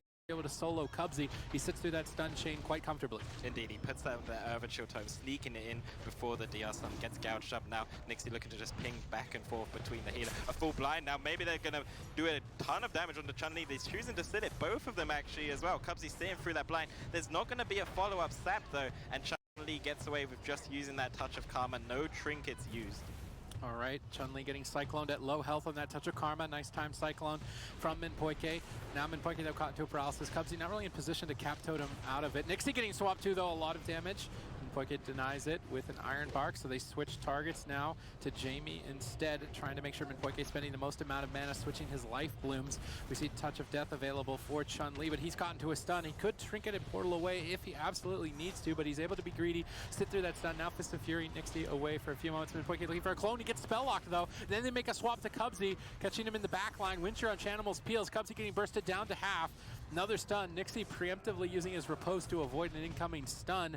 Not sure if he was able to manage to avoid it, but with that defensive cooldown not available, they could switch to him as an open target. Chun-Li getting swapped to. Both teams just switching targets constantly. It's very difficult for both Minpoike and Cubsy to stay ahead of the swaps. Indeed, both teams just keep making those swaps, and I like to commend Chan was on that Inferno stun earlier to he's just doing an extra job peeling them when he's not locked out, but now he gets put into a stun. Chun-Li using this Storm Earth and Fire as well. Jamie with a nice knock there, going to deny a lot of that pressure for now. He's still getting chunked down though. Cubsy getting put into that Earth Shock. He's actually got the Earth Shield on himself right now, and that's what's going to make Nixie and Jamie pink on a stun onto Nixie now as well. Chun-Li trying to get a lot of the pressure. He still has that Touch of Death as well. He's just waiting for the corners. The Iron Bark did come out from Minpoike, so there could be an opportunity relatively soon. Ooh, the Earth Shock stun on Minpoike. They're making a switch to him, trying to burst him down a bit. Chun-Li though overextended, and Nixie's punishing this overextension, gouging him at low health, but not enough damage to finish him off. Jamie now getting swapped to. He's dipping low. Minpoike struggling, goes for a Wild Growth with Innervate. Perfect heal timings from Minpoike. There was a lot of big healing for absolutely no cost. Not able to purge it off, unfortunately. So that will allow Minpoike to squeak ahead in mana, but he ultimately gets spell locked, and now Jamie is put behind. Chun-Li really raining down a lot of pressure. No Astral Shift. It's very surprising to not see Astral Shift force in that position, but they're able to be greedy and hold on to it. Indeed, Nixie did an excellent peels there. Vortex on the port. Stun of the Chanimals. He's really low on HP. Use the demonic. Oh, the Spirit Link might come out. It gets bashed. He has to use Trinket Link now. That clone might have actually saved Chanimals. An unbelievable situation. Tempo Storm nearly taking the game. Oh, but they got Cubsy's Trinket, and now they can switch to it potentially, or even maybe a blind later on. Chanimals is an open target, and Tempo Storm suddenly have a buffet of targets to kill, really. Right now it seems to be Chanimal as the target, just shutting down his pressure and trying to really capitalize on that ending resolve force. We see Minpoike into paralysis, no follow-up though. He's squeaking his way back to the pillar to potentially avoid any fears from Chanimal. Chanimal repositioning to try and get in line of sight. Minpoike dispelling enough dots. Nixie trying to change targets. Chun-Li on his back though. They're going after Nixie with no Trinket. How much damage do they really have for this Fist of Fury? Not enough to take him down. Iron Bark available if needed for Minpoike. Chanimal now caught into a stun. Any crowd control on Cubsy could be the end of Chanimal, but it doesn't appear to be available. Chanimal has Portal now. He needs to be careful to not get Ursula Vortex on his Portal. They make a swap to Cubsy. No Plunder Armor though. I'm not sure if they have enough damage to really take him down. Doesn't seem to be enough. Stormkeeper gets channeled, but Jamie can't get in line of sight. Great positioning from Cubsy there. Indeed, Nixie just keeps trying to swap off of those Earth Shields, getting as much pressure as possible, but now Jamie taking the brunt of the damage there with that Storm Earth and Fire from Chun-Li, but Chanwas gets stunned. And these Outlaw Rogue Peels is just what's keeping Jamie's alive and makes them hold on to those cooldowns, and Chun was dropping very low. He doesn't have the Demonic Resolve either for quite some time, and the Trinket as well. Nixie getting low now. The Iron Bark does come out onto Nixie from Minpoike, so he should be able to survive for now. Yeah, both teams just trading cooldowns and making swaps. That Ursula's Vortex from Minpoike is MVP. If he can get another one of those within the next minute and 20 seconds, I'm sure Chanimal will end up losing this game. So let's see if Minpoike can set that Vortex up on the port and get that perfect timing. Cubsy positioned very far away to avoid crowd control. Chanimal dipping low, Jamie dipping low. As we've now just set into dampening, it will become increasingly more difficult for the healers to heal through this burst. We see paralysis. Fist of Fury gets thunderstormed away. It's the Touch of Death. They get the Cap Totem though. Nice Cap Totem from Cubsy, sneaking that in, but Chun-Li gets peeled away by Nixie. Full fear on Minpoike. Jamie could be in a bit of trouble. He trades out Astral Shift very preemptively there. Now Jamie is a viable kill target if he's not careful. Indeed, yeah, no Astral Shifts, so there's a big opportunity from there. Chan was once again with that Inferno stun, peeling the team so well. Nixie dropping very low. He gets caught out on his Trinket. He gets so low. He has to use that Cloak of Shadows right now. He's going to have the parry soon as well, and the Trinket in around 20 seconds, but well played by Super Frogs, finding pressure in dampening. Nixie making a swap, baits the Earthen Shield Totem from Cubsy. Now he can go onto a different target and maybe look to bait the Trinket with a blind. Nixie doing his best to try and be in line. So there's the Ursula's Vortex on Chanimal during that stun. He's not falling falling for that trap again. He runs out of it, gets pulled back in. Now he can safely portal if he needs to. So the Ursul's Vortex threat is no longer there. We see Blind. They swap to Chun-Li. Both players have trinkets. It would be a bit of a throwaway to go down here. They're trying to be greedy, though, with the fear spam from Chanimal. Buys time for Chun-Li to hold on to Trinket and trade Touch of Karma instead as a single cooldown. Mana heavily now in favor of Minpoike as Tempo Storm look to strangle the Super Frogs. Indeed, Chan was playing excellently defensively, holding on the trinkets of Chun-Li and Cubsy with his defense play. But like you said, Tempo Storm have that huge mana lead. Super Frogs need to find an opening, and they need to find it now. They get the Iron Bark onto Nixie. It looks like they're just trying to gun him down most of the time. The Iron Bark gets used onto him.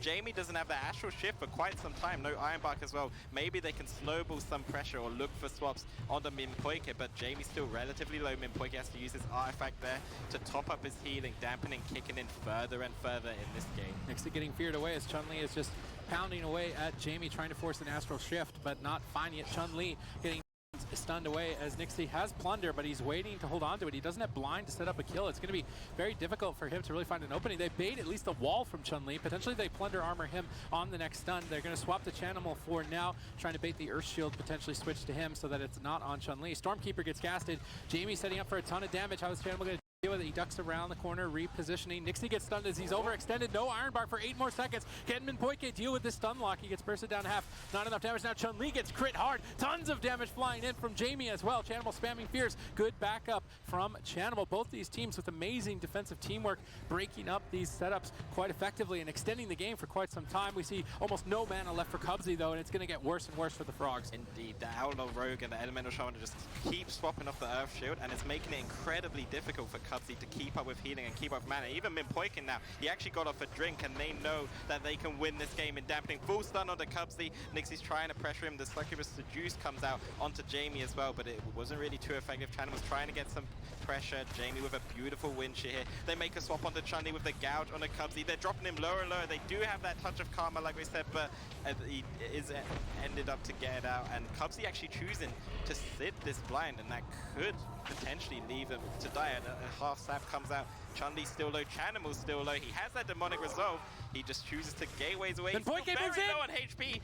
They actually get the Hellstone now, the spell lock on the Minpoike as well. Chanimal's trying to counter pressure, but Chun-Li now getting low. He has nothing. He had to use his trinket, fortify brew, and this is looking very bad for Super Frogs. Minpoike's been doing a good job of just focusing on that long game defense on Resto Druid, but he's been sneaking in for a couple of offensive plays, and it's almost won him the game multiple times, so they need to be aware of that moving into dampening. Another crowd control chain like that could be the end of them, but because they were greedy, Cubsy escapes with his trinket, so he's not an option to swap to, and Nixie hasn't used Plunder Armor for the better part of maybe 4 minutes. Chanimal gets swapped to though. A lot of pressure onto him. He uses the Nether Ward to reflect the incoming Lava Burst. Minpoike is moving in. It looks like they want to finish this. He displaces on top of Cubsy. Cheap shot into potential Cyclone. There's Chun-Li caught with no trinket, and Cubsy trinkets, drops the Spirit Link to save Chun-Li on that setup. Now with no trinkets on either player, this could be the end of the match very shortly for the Super Frogs. Indeed, that was the Plunder Armor from Nixie there, so Cubsy knowing that well, Hex to trinket and use that Spirit Link. The Hex comes out from Minpoike. Jamie actually uses a trinket just to get that dispel off. Jamie dropping low. They do have the defensive cooldowns to survive from each of them right now, so they are looking good. But Cubsy has been on low mana for quite some time. He's been able to keep up with the healing right now, but will he be able to keep up further in this game? I'm not really sure. Minpoike is getting cheeky. They could punish him maybe and swap to him though if he's not too careful. He's trying to stay on top of Cubsy. They know they can get a Bash Cyclone and a stun on Chun-Li. This game is instantly over if they can do that in the next couple of seconds. Minpoike can set up an Ursul's Vortex. He's just positioned away from the paralysis. Nixie's grappling, hooking in after the double stun, but actually going after Chanimal. I'd like to see, maybe he's trying to bait Earthshield on Chanimal. Minpoike is moving over. Who are they going to initiate the attack on? Tempo Storm have the game in the bag if they can properly execute this crowd control. Chanimal gets stunned up. Minpoike is choosing not to move in just yet. He's standing right on the opposite side of the pillar. Nixie's moving over first stun, goes for a blind instead. Blind with no trinket. Chun-Li with nothing left. Chanimal uses unending resolve to spam fear. Will this spam fear be enough from Chanimal? Great decision from him to trade his own defensive cooldown, immune the interrupts and spam fear. That's the only thing keeping Chun-Li alive, but Cubsy is still crowd controlled, but just long enough for Touch of Karma to come off cooldown. Nice teamwork from Chanimal. Chanimal's just been playing absolutely brilliant this game defensively, and it's saved his team time and time again, but they need to find offensive pressure. They need to get a kill, because right now Tempest Storm are just pretty much out-surviving them, outliving them, and they gonna take this game very soon if they don't find a kill opportunity. The Iron Bark comes out to Jamie. Now's the time. No Iron Bark, no Astral Shift. They could potentially get a kill onto him with crowd control onto Minpoike. Yeah, or even go after Minpoike. He's been getting aggressive. They can paralysis leg sweep him out of bear form. Cubsy's just going to gate away, maybe look for a drink, but Jamie's already intercepting. Chun-Li got left behind. He's choosing not to trinket. This could be a critical mistake. He gets gouged. He needs to get to that gateway as soon as possible and get back to Cubsy. They're so far apart. Jamie is tearing in as everyone's in the middle of the map. Sky Fury Totem is down. Ice Fury being casted. Chun-Li moves over to interrupt and try and deny that pressure. Dampening at 42%. How is Cubsy going to recover? He's got Ascendance in 8 seconds. He needs that cooldown to top his whole team. We see a defensive Succubus play onto Nixie to stall the game out, and Jamie's just rotting down. Now they're actually going to be able to do it. Then Minpoike dispels off the dots. Jamie ducks behind the corner. Chun-Li moves in. Jamie goes for a Hex. He gets interrupted. Paralysis could be a double stun. Lands the double. Minpoike, will he be able to handle this? Astral Shift on 10%, and Jamie barely stays alive, but they stack up for a triple Fist of Fury. It's anyone's game in these final moments. Indeed, Chun-Li doing an excellent job offensive there, causing so much havoc, having Jamie needing to trinket Astral Shift there. That was huge for them, but they still need to find another kill opportunity right now. 45% dampening. Jamie's still having a hard time getting topped off though right now. It is struggling to live, and Chun-Li and Chanimals are actually okay for now. Chanimals still doesn't have that demonic resolve. Chun-Li gets cloned now. They're trying to stabilize. They're just swapping pillars, just going completely the other side of the room. Chun-Li actually pre-karma the Earthshock stun, but now there could be a huge opportunity to take down Chun-Li. Cubsy going for a drink as well. He might be able to find it because Jamie is too far. It looks like Nixie is able to stop him, and that could be critical for this game. Chun-Li pre-portals away when Cubsy got crowd controlled. Really well done, but Chanimal now gets swapped over to, he used his unending resolve to save Chun-Li. Now he's got nothing to save himself. Cubsy is the one who needs to be the ringer here with Spirit Link Totem. If Cubsy can just hang on to enough mana, they've got start to rot them down. The damage from Chanimal is starting to sink in at 50% dampening. Minpoike will struggle. No cooldowns available. Jamie's in trouble. Caught into the leg sweep. Will Minpoike be able to power through? At the same time, Cubsy sitting through a blind. Both teams getting crowd controlled in these final seconds. Cubsy now into the full staff. Chun-Li stunned with no trinket. He needs help. Cubsy trinkets. Will he get there in time? He gets passed on the trinket. Minpoike moving in. MVP play. Tempo Storm take game number 1. And Rich, I don't know. Can NA do it? All right. You gotta, if you're an NA fan, if you're from NA, you gotta be darn proud to be able to say that you got to at least witness that decision making coming out from Channels. Absolutely insane in the worst possible situations, making the right play every single time, finding some life there. When we thought Cubsy was just going to be out of it for such a long time, we also see Chun-Li doing a fantastic job as well, but Tempo Storm in the end are able to get that MVP play, are able to close it out. And Zico, I'm sorry, I can't stop thinking about this one play. I really gotta ask, what did you think about that clone? I know it feels like it was a couple years ago, but that low clone onto Chan, was it the best low clone ever? Was it the worst low clone ever? Was it just a crazy circumstance that, like, what was that clone? I mean, I think he was trying to time that clone with the Healthstone of Chanimal there, mistimed it a little bit, and I mean, it looked really flashy that he was cloned up on 1%, but the truth is, when you use the Spirit Link Totem, it doesn't matter if you use it on a teammate that is in a Cyclone, that is in an Ice Block, it doesn't matter what is happening to that teammate, he is going to get topped off. So, to answer your question, Rich, it was the worst clone. I thought it was the worst clone too. Were there any other plays that stood out to you, though? Absolutely, yes. There was a lot of plays that stood out, actually. I mean, Minpoike had a phenomenal game throughout the game. I mean, sure, that was a little bit of a mistiming, but I mean, you can just see time and time again, Minpoike is landing these Cyclones onto Cubsy, and he's forcing out these trinkets, and it's such a beautiful thing to watch. And I mean, Nixie as well is keeping these guys on their toe. You can see here, Nixie and Poike behind that pillar, completely just stacking up onto Cubsy. Cubsy, of course, thinking he's gonna get swapped to, gonna drop that Astral Shift, and Nixie is gonna go for that Vanish Sheep Shot. And then the important thing here is to note that Chun-Li is out of his trinket right here, out of his touch of karma, and that means that he is going to be a dead man walking if anything happens to Cubsy and he gets swapped to, like here. And we can see that that big play here, because this is the things that you need to do with an Outlaw Rogue. You get that big Cyclone, then you force out the trinket, and when the healer has to trinket outside of the blind, then that opens up a big opportunity later where you can blind up Cubsy into a full sap, and then you can take someone down who doesn't have a trinket, in this case Chun-Li. However, Chanimals managed to save the day with that situation, use his unending resolve, get out a lot of peels, and ultimately stabilize. But still, these kind of plays that Poike are making is definitely the reason why they're doing so well. I mean, here, again, Kabzi trinkets the sap, gets blink bashed by Poike, giving his team that extra little bit of crowd control that they need to secure the game. And it's just these plays time and time again that actually makes Poike such a versatile Resto Druid compared to the Disc Priest, where I haven't been super impressed by his performances. Well, Druid, it really is where we do see Poike shine, and we see him able to get aggressive there as well. I kind of want to ask, though, right now, Supatees, do you think that that blind pick was a big contributing factor to the victory? Do you feel like getting Poike in a position where he could play the Druid was a recipe for success? I think they definitely have a good composition. I mean, the Resto Druid can out-mana the Shaman into the late game. Ursul's Vortex is a great counter to both Monk and Warlock because they both have portals. At the end of the game, Poike had a Vortex on the ground, so even if Chun-Li lived the stun and ported away, he would have been pulled right back to the middle of the fight. So that composition is set up very well to almost counter everything on the opposing side, and it really is up to the Super Frogs to try and find those openings. They had a bit of pressure towards the end, but outside of that, it seemed to be a very one-sided game. So maybe we do see a different composition from the Super Frogs. Now, Zico, before we jumped into this, you kind of said you favor the Super Frogs to take this series. Why? What reasons do you think Super Frogs should be able to pull ahead? Well, Super Frogs is kind of the best team in the world at this particular composition, and Tempo Storm have practiced against other teams playing Super Frogs composition. In fact, XRB to the Moon right now are the highest team on the ladder, and they are playing that Windwalker Lock Shaman, and they have been given practice to Tempo Storm. And I had a chance to talk with their manager backstage, and he told me it wasn't looking good before this game. He said that they were getting farmed in practice, and that's by XRB, who aren't as good as Super Frogs on this comp. So I still believe that Super Frogs has the opportunity to win this series. I would still favor them based off of that and based off of the fact that I think that they can do a little bit things differently offensively. We saw Chun-Li port onto Min Poike and try to set up some swaps. I would like to see that a little bit more.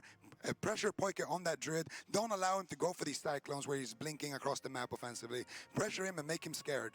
Joe, do you agree? Is that going to be the way that Super Frogs finds their footing in this series? I think I agree, yeah. I mean, it's usually very difficult to catch a top Resto Druid out of form, but if there's one Monk to do that, it would be Chun-Li. He's able to do that time and time again as well from seeing him play. He's able to get a lot of offensive pressure, and it feels like that's really what they lack. Defensively, they were phenomenal in every sense. All three of them, I think, contributed to that very well, but like I said, that wasn't really a kill potential throughout the game for them too much. Yeah, I think that that was pretty much the story there. I mean, we can commend Super Frogs all day long on defensive play, but playing not to lose and playing to win can be two different things. Will it be offense this time around for Super Frogs? Will they be able to find a win to even out this series, or will we see Tempo Storm manage to get on match point in Ashmane's Fall? The composition's now going to be in. Supatees, anything in particular that you want to see change from either side?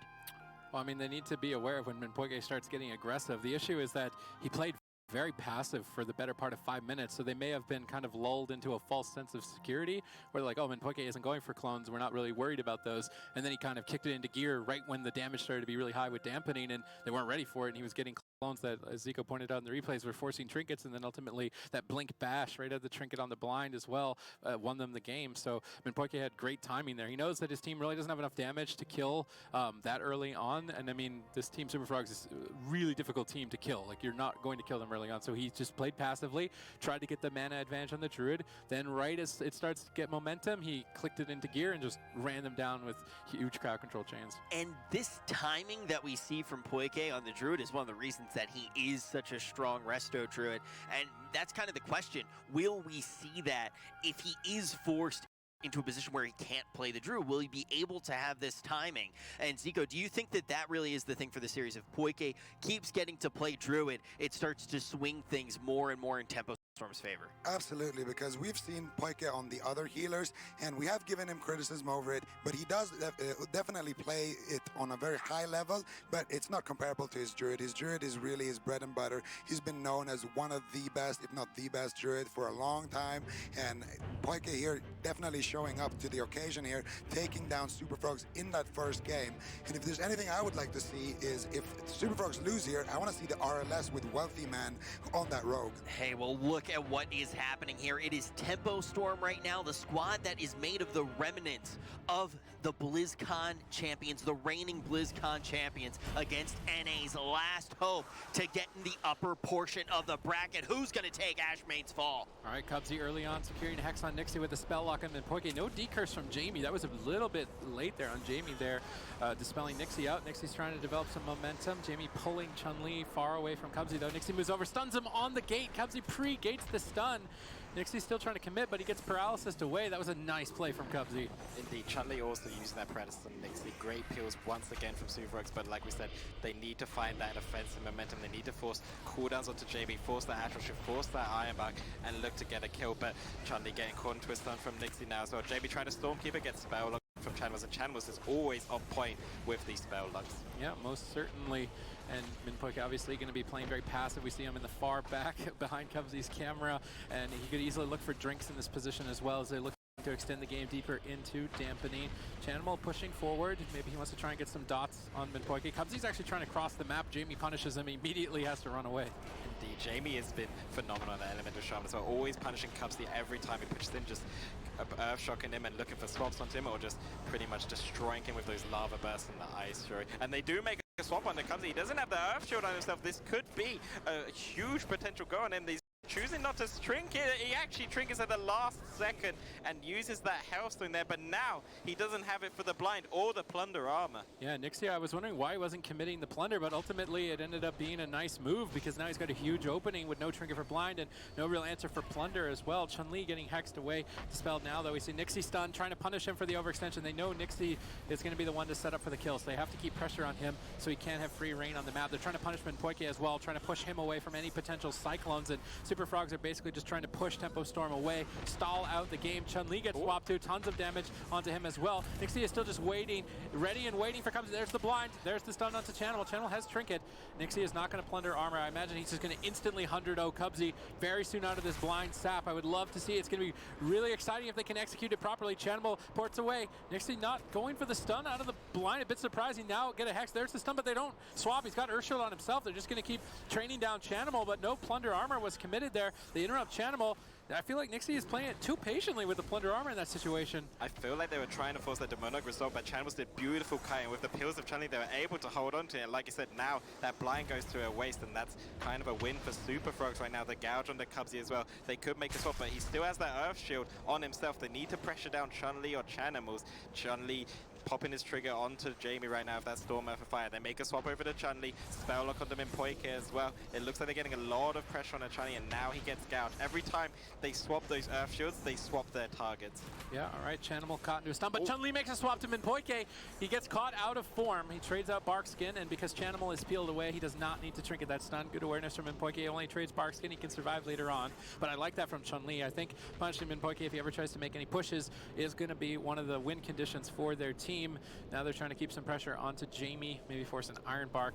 Nixie really just running around looking for a target. Does appear to be committing to Chun-Li, but he pre-fortifying brewed this incoming stun, so he's going to reduce a lot of damage on himself. He has to activate that before he's stunned though, so it was a nice read by Chun-Li. It allows Cubsy to safely heal through the damage early on. Jamie getting Fist of Fury by Chun-Li. Both teams kind of passive in this position as Chun-Li is just shutting down Jamie. Nixie is trying to shut down Chanimal. Both teams are so high caliber, high skill cap in this game. It's the end of Legion. It's the final tournament of the expansion, and you can see like each team knows so perfectly how to shut down each other, and that's why this game extends on for such a long time. Indeed, and Chun-Li's done an excellent job with those pre-fortified brews. He even did it on Nagrand Arena as well in devastating moments. They catch out Poike once again with the Fist of Fury. He does have the cooldowns if needed, but they stun Chun-Li. They're looking to get pressure on him right away, and now they make a swap on the Cubsy. He has the plunder armor, but it looks like he's not going to need it for now. Trying to force the trinket. Another half cheap shot comes comes out. Another stun as well. I believe that was maybe the Hellstone. The Earthen Shield Totem comes out now, and it looks like they're going to stabilize due to Chanimal's fears once again. Nixie just never uses his Plunder Armor. He's just trying to bait as much as he can, but I wonder if he would have just killed Cubsy through what he had. Now there's a swap onto Chun-Li.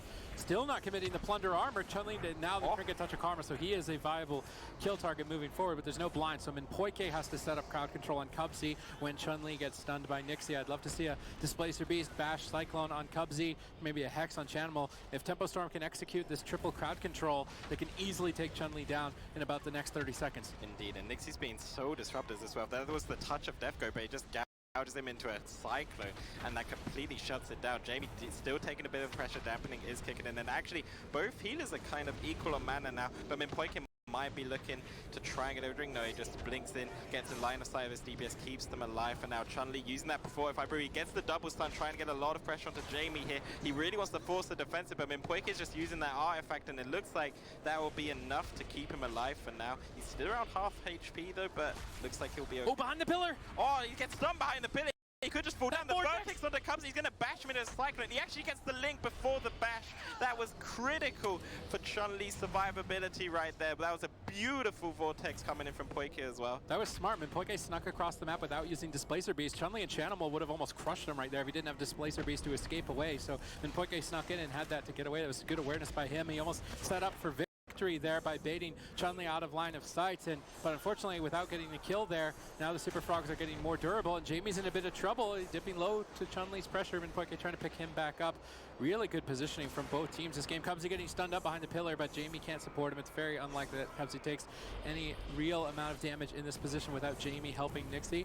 It is still giving some decent pressure, gouging up Cubsy. Nixie now moving back over to try and continue shutting down Chanimal. We've just mounted into dampening. Mana is actually very even, which is a bit unsuspected. Indeed, that could be very scary for Tempo Storm now as well, because Cubsy's just doing an excellent job with that mana pool, and if the just come out at very late dampening, that could just be enough to take down Jamie. It nearly was in Nagran, so we'll see how that goes. He doesn't have Spirit Filling for a while either. He has this trinket, but that's going to be lined up with the blind. Potentially stuns onto Chun-Li. There's the blind. They're looking to get the Karma from him, but he doesn't need to trinket once again. He gets the touch of Karma off without Cubsy or Chun-Li using that trinket. That was a nice succubus onto Nixie from Chanimal. It denied a sap out of the blind.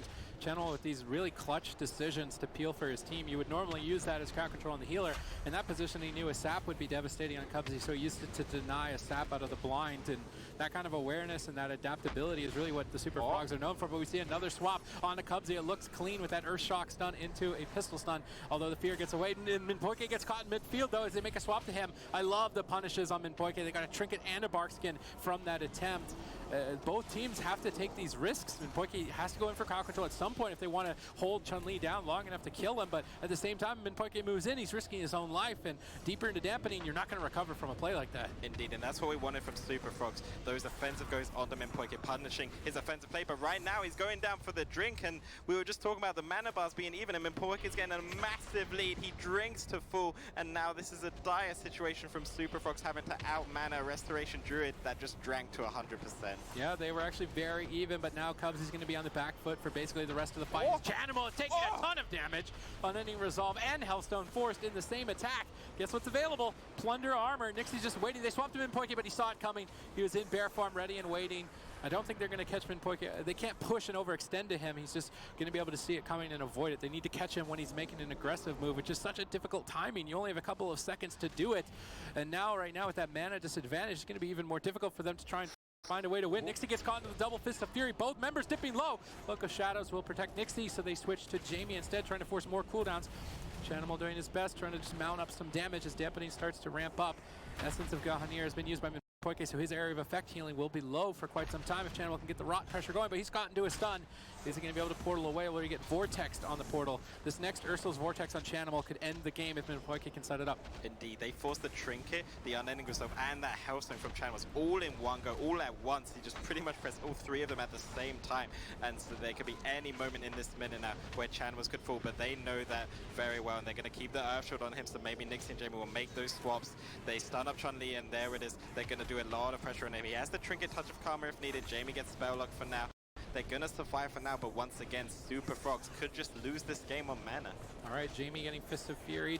Riposte was used preemptively from Nixie to avoid that Fist of Fury, so he avoids some little damage right now, but he won't have that defensive later on, and we saw huge damage onto him earlier in the game. Cubsy gates away. He saw Nixie moving over for potentially a swap, so Cubsy's going to reposition, but now Minpoike is right next to him. Minpoike is moving, he's getting ready to bash the trinket. Minpoike staying right on top of him. Chanimal gets away, but Cubsy gets bashed on the trinket. Chanimal's got nothing left. Nixie looks to reconnect, he gets stunned up. Clone onto Cubsy, it looks clean, it looks good as Tempo Storm looks like claim game number 2 and put the Super Frogs on match point. Match point indeed. Will we see Tempo Storm grab a 3-0 here?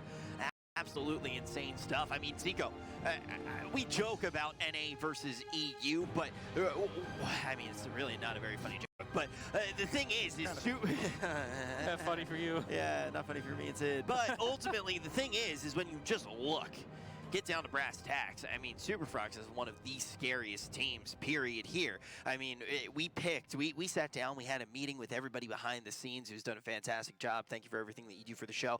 And all of us talent, Ven, who's in the back right now as well. And we said, okay, who are the scariest teams here? When we picked those scary teams, we had Super Frogs in it. They very much were one of the teams that a lot of people are looking to take this tournament, and now they're getting close to getting dropped down to the lower portion of the bracket. We knew this match was coming. We favored them against Tempo Storm. What is Tempo Storm doing right? It's just the combination of how they're swapping around. They're completely abusing the Earth Shield of Cubsy. They're going on to Cubsy. He puts Earth Shield on himself. They're going on to Chanimals. They put the Earth Shield on Chanimals. They go on to Chun-Li, and they keep doing these swaps, and they keep Cubsy guessing the entire game and also expending a lot of mana because he's not healing people who have that damage reduction, and they're not hitting those people. So it's just a really good adaptation. You can tell that they have gotten some practice into this comp, and they have figured out a few ways to deal with this comp. And honestly, it's just a lot about how well they're playing, and especially Minpoike. Again, we have to touch on him. That Vortex play that he was trying to make earlier when Chun-Li had no trinket, that was some of the most insane Druid play that you can ever think of. Again, here at the end of the game, he is at the right place at the right time, following up with the bash. He knows Chanimal is dead. There's no Healthstone, there's no Unending Resolve, there's no trinket. My team is going to reach him because they're going to pincer him from one side of each pillar. They're going to connect. All I need to do is be ready to crowd control Cubsy. So he's just standing on top of him, ready to bash. And Cubsy, if he sits the blind, they lose. If he trinkets, they also lose. So they just put them in a lose-lose situation, a kind of a checkmate situation, and they execute it. Hey, look, I mean, there have been plenty of moments in the tournaments on the way here where we maybe criticized Minpoike, but now up on the main stage, he is playing like an absolute god, looking completely skill-capped on the Druid, and now just one game away from another victory for EU. Guys, we're jumping to a quick break, but when we return, we are going to see, is EU going to be able to do it again?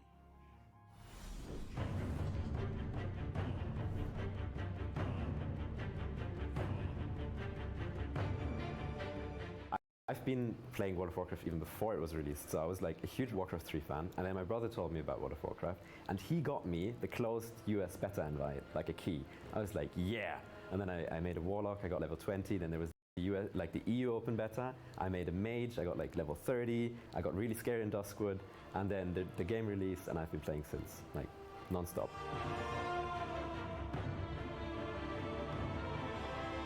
I played for different organizations before, way back, and Tempo Storm has gone above and beyond to cater all our needs, and I'm really happy to be representing them. Actually, I'm kind of a Tempo Storm fanboy, and I chased for the sponsorship, and when I got it, I was happy. I think the main selling point about our team is that we have flexibility in looking towards BFA. I only see us getting stronger as we play more. We're basically drama-free when something goes wrong. We don't focus too much on individual mistakes, but we just try to figure out what we can do better as a team, and it's been really productive. Winning BlizzCon is a dream come true. I didn't anticipate winning it. For me, it was about getting there because I've played the game for so long and I followed all the pro players, and I said, maybe I can do that too. And I had a bitter defeat in Kiev the year before where we got 4th, and I missed my BlizzCon trip. I thought maybe I'm just not good enough. And then the next year, I didn't really expect to win, and I said, if we make top 6, I'm going to be happy. Then we made top 6, and I said, if we make top 4, I'm going to be happy still. And we made top 4. Said, if I do well in the finals, that's all I came here to do, and then we won. I definitely share the motivation that it's all about winning. Once you win and you get the ecstasy of standing on the stage holding your trophy and everyone's cheering at you, that's great. I would lie if I say that I don't want to feel like that again, so yeah, I'm still hungry.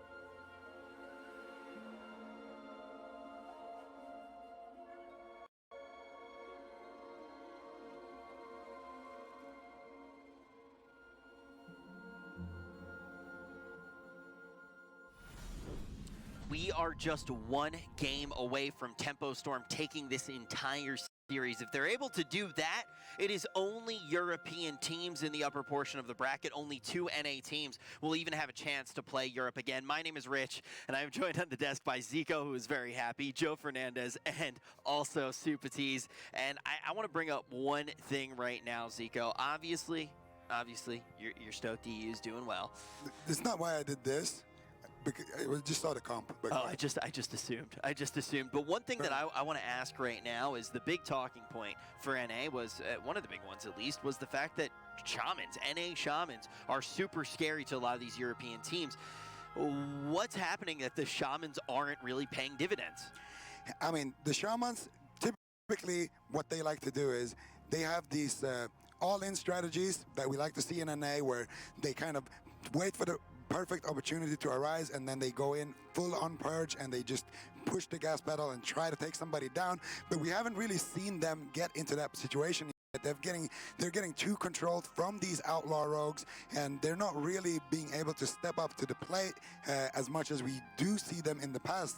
Now, the thing that we are seeing in that draft that caught Zico's attention and made him celebrate almost as much as he's been celebrating due to the EU wins, that is going to be the fact that we are going to see Wealthy Man coming off the bench in a must-do situation here. Now, for anyone who hasn't really seen this composition before, maybe tuning in for the first time, how does this rogue and lock, what is that win condition going to be for this composition, Supatees? Well, as subtlety, it's going to be very similar to the Windwalker. It's going to be the rogue looking to try and set up swaps, and then Chanimal looks to try and punish with Drain Soul channels onto the on target.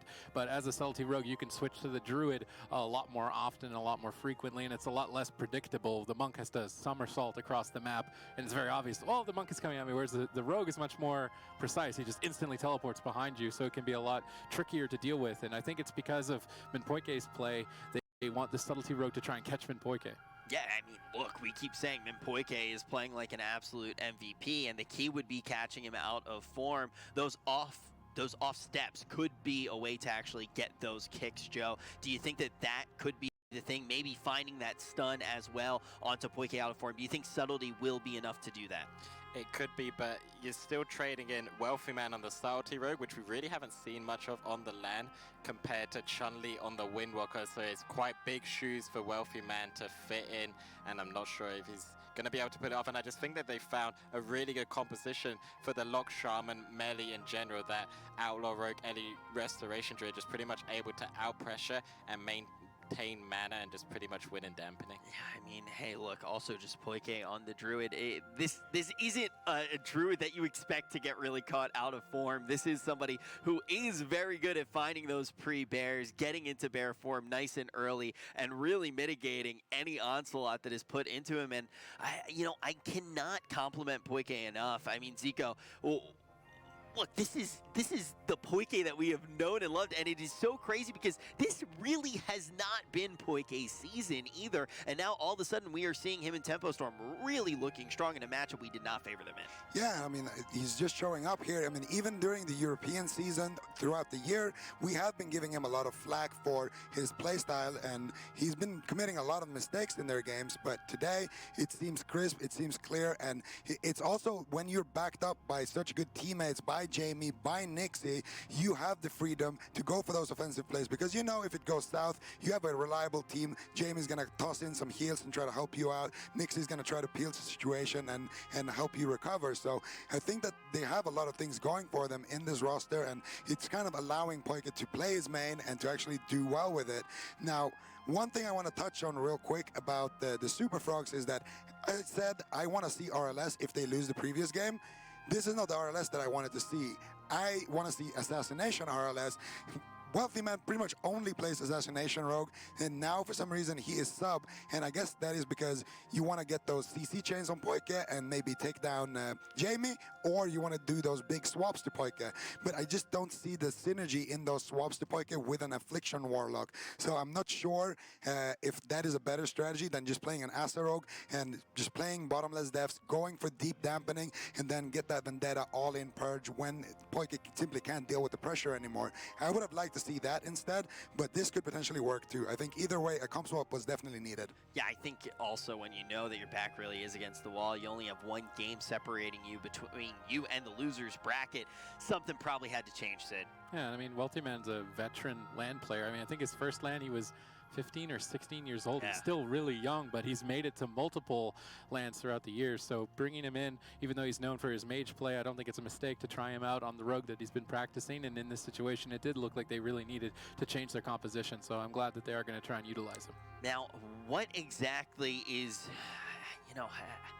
I need to think about what the road would be like for Tempo Storm if they do make it to the upper portion of the bracket right now. I mean, how scary does this squad really look? I feel like maybe this was a team too that, if you're talking about teams in this tournament that maybe you didn't put too much stock in going all the way, Joe, it's probably Tempo Storm.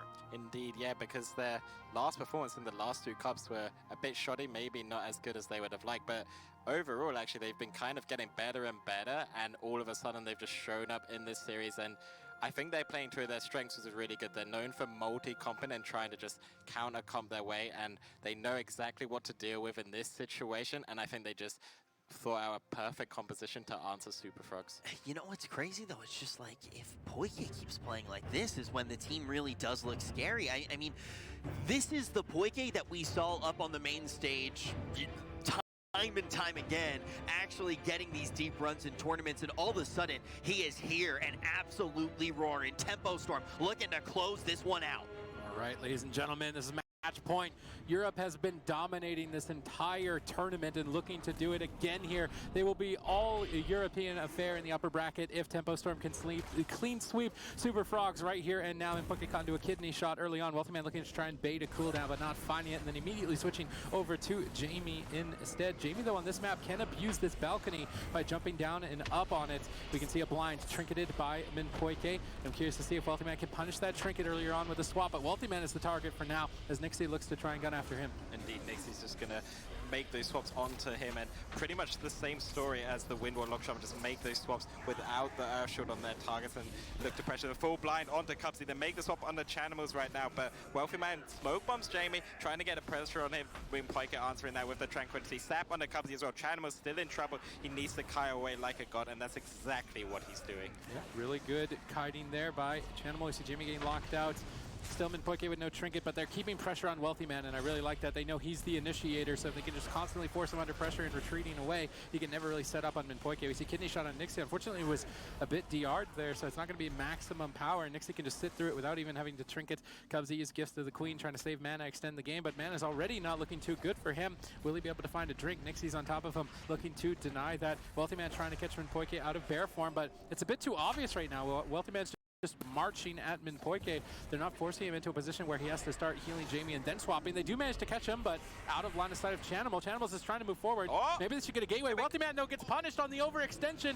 Will he ultimately go down? He's got Cloak of Shadows. He hangs on by a thread, but now Cubsy gets swapped to as he pushes in. He has to Spirit Link as Wealthy Man was cloned at low health, and Wealthy Man is just getting torn apart by Tempo Storm. Indeed, Wealthy Man's aggression just completely backfired with Nixie Swap. They forced the Trinket, Ascendance, Astral Shift, as well as the Spirit Link from Super Frogs. Once again, such a dire situation. Tempo Stormer on form, like we said, and they're just looking so dominant. Kidney Shot onto MinPoike as well. They're trying to find pressure onto Jamie. He's just doing an excellent job. Kiting Nixie always there with the gouge and the stun, peeling them as well as pressuring them right now. I don't know what Super Frogs can do. They stab MinPoike now. Wealthy Man gets swapped, he gets stunned behind the pillar, and down he goes. Tempo Storm 3-0 them. Complete EU decimation against NA.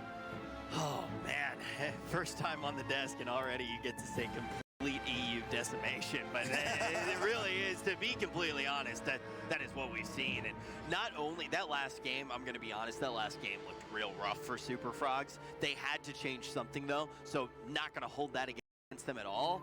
But then you look at the other side of Tempo Storm, and we just haven't seen them look like this all year. And all of a sudden, and not only does it look scary in this tournament, it looks scary for everything. I mean, if you are an NA fan right now, you're shaking in your boots. I'm shaking in my boots. I literally changed into boots during that series just so I could shake in them, because that's all we can do as NA right now. I really think this is a return to form for Tempo Storm, because they've been having a rough ride. They managed to finally round out their roster, picking up Jamie before a couple of the cups in the summer season, and they've been sort of trying to find their place in World of Warcraft Arena. The meta kind of shifted without them. They couldn't keep up with the other rogue mages in Europe, but now today, that was the best Tempo Storm that we have seen in weeks. And if that's the Tempo Storm that we see for the rest of the tournament, they could be locking themselves a spot to BlizzCon. And on top of that, this is a team too. I'm not sure about MinPoike in particular, but the rest of this squad, when you look at them, they're a team that gets scarier in BFA. Right, we've already mentioned that this is going to be the last Legion tournament. This is the last one of the X-Pack.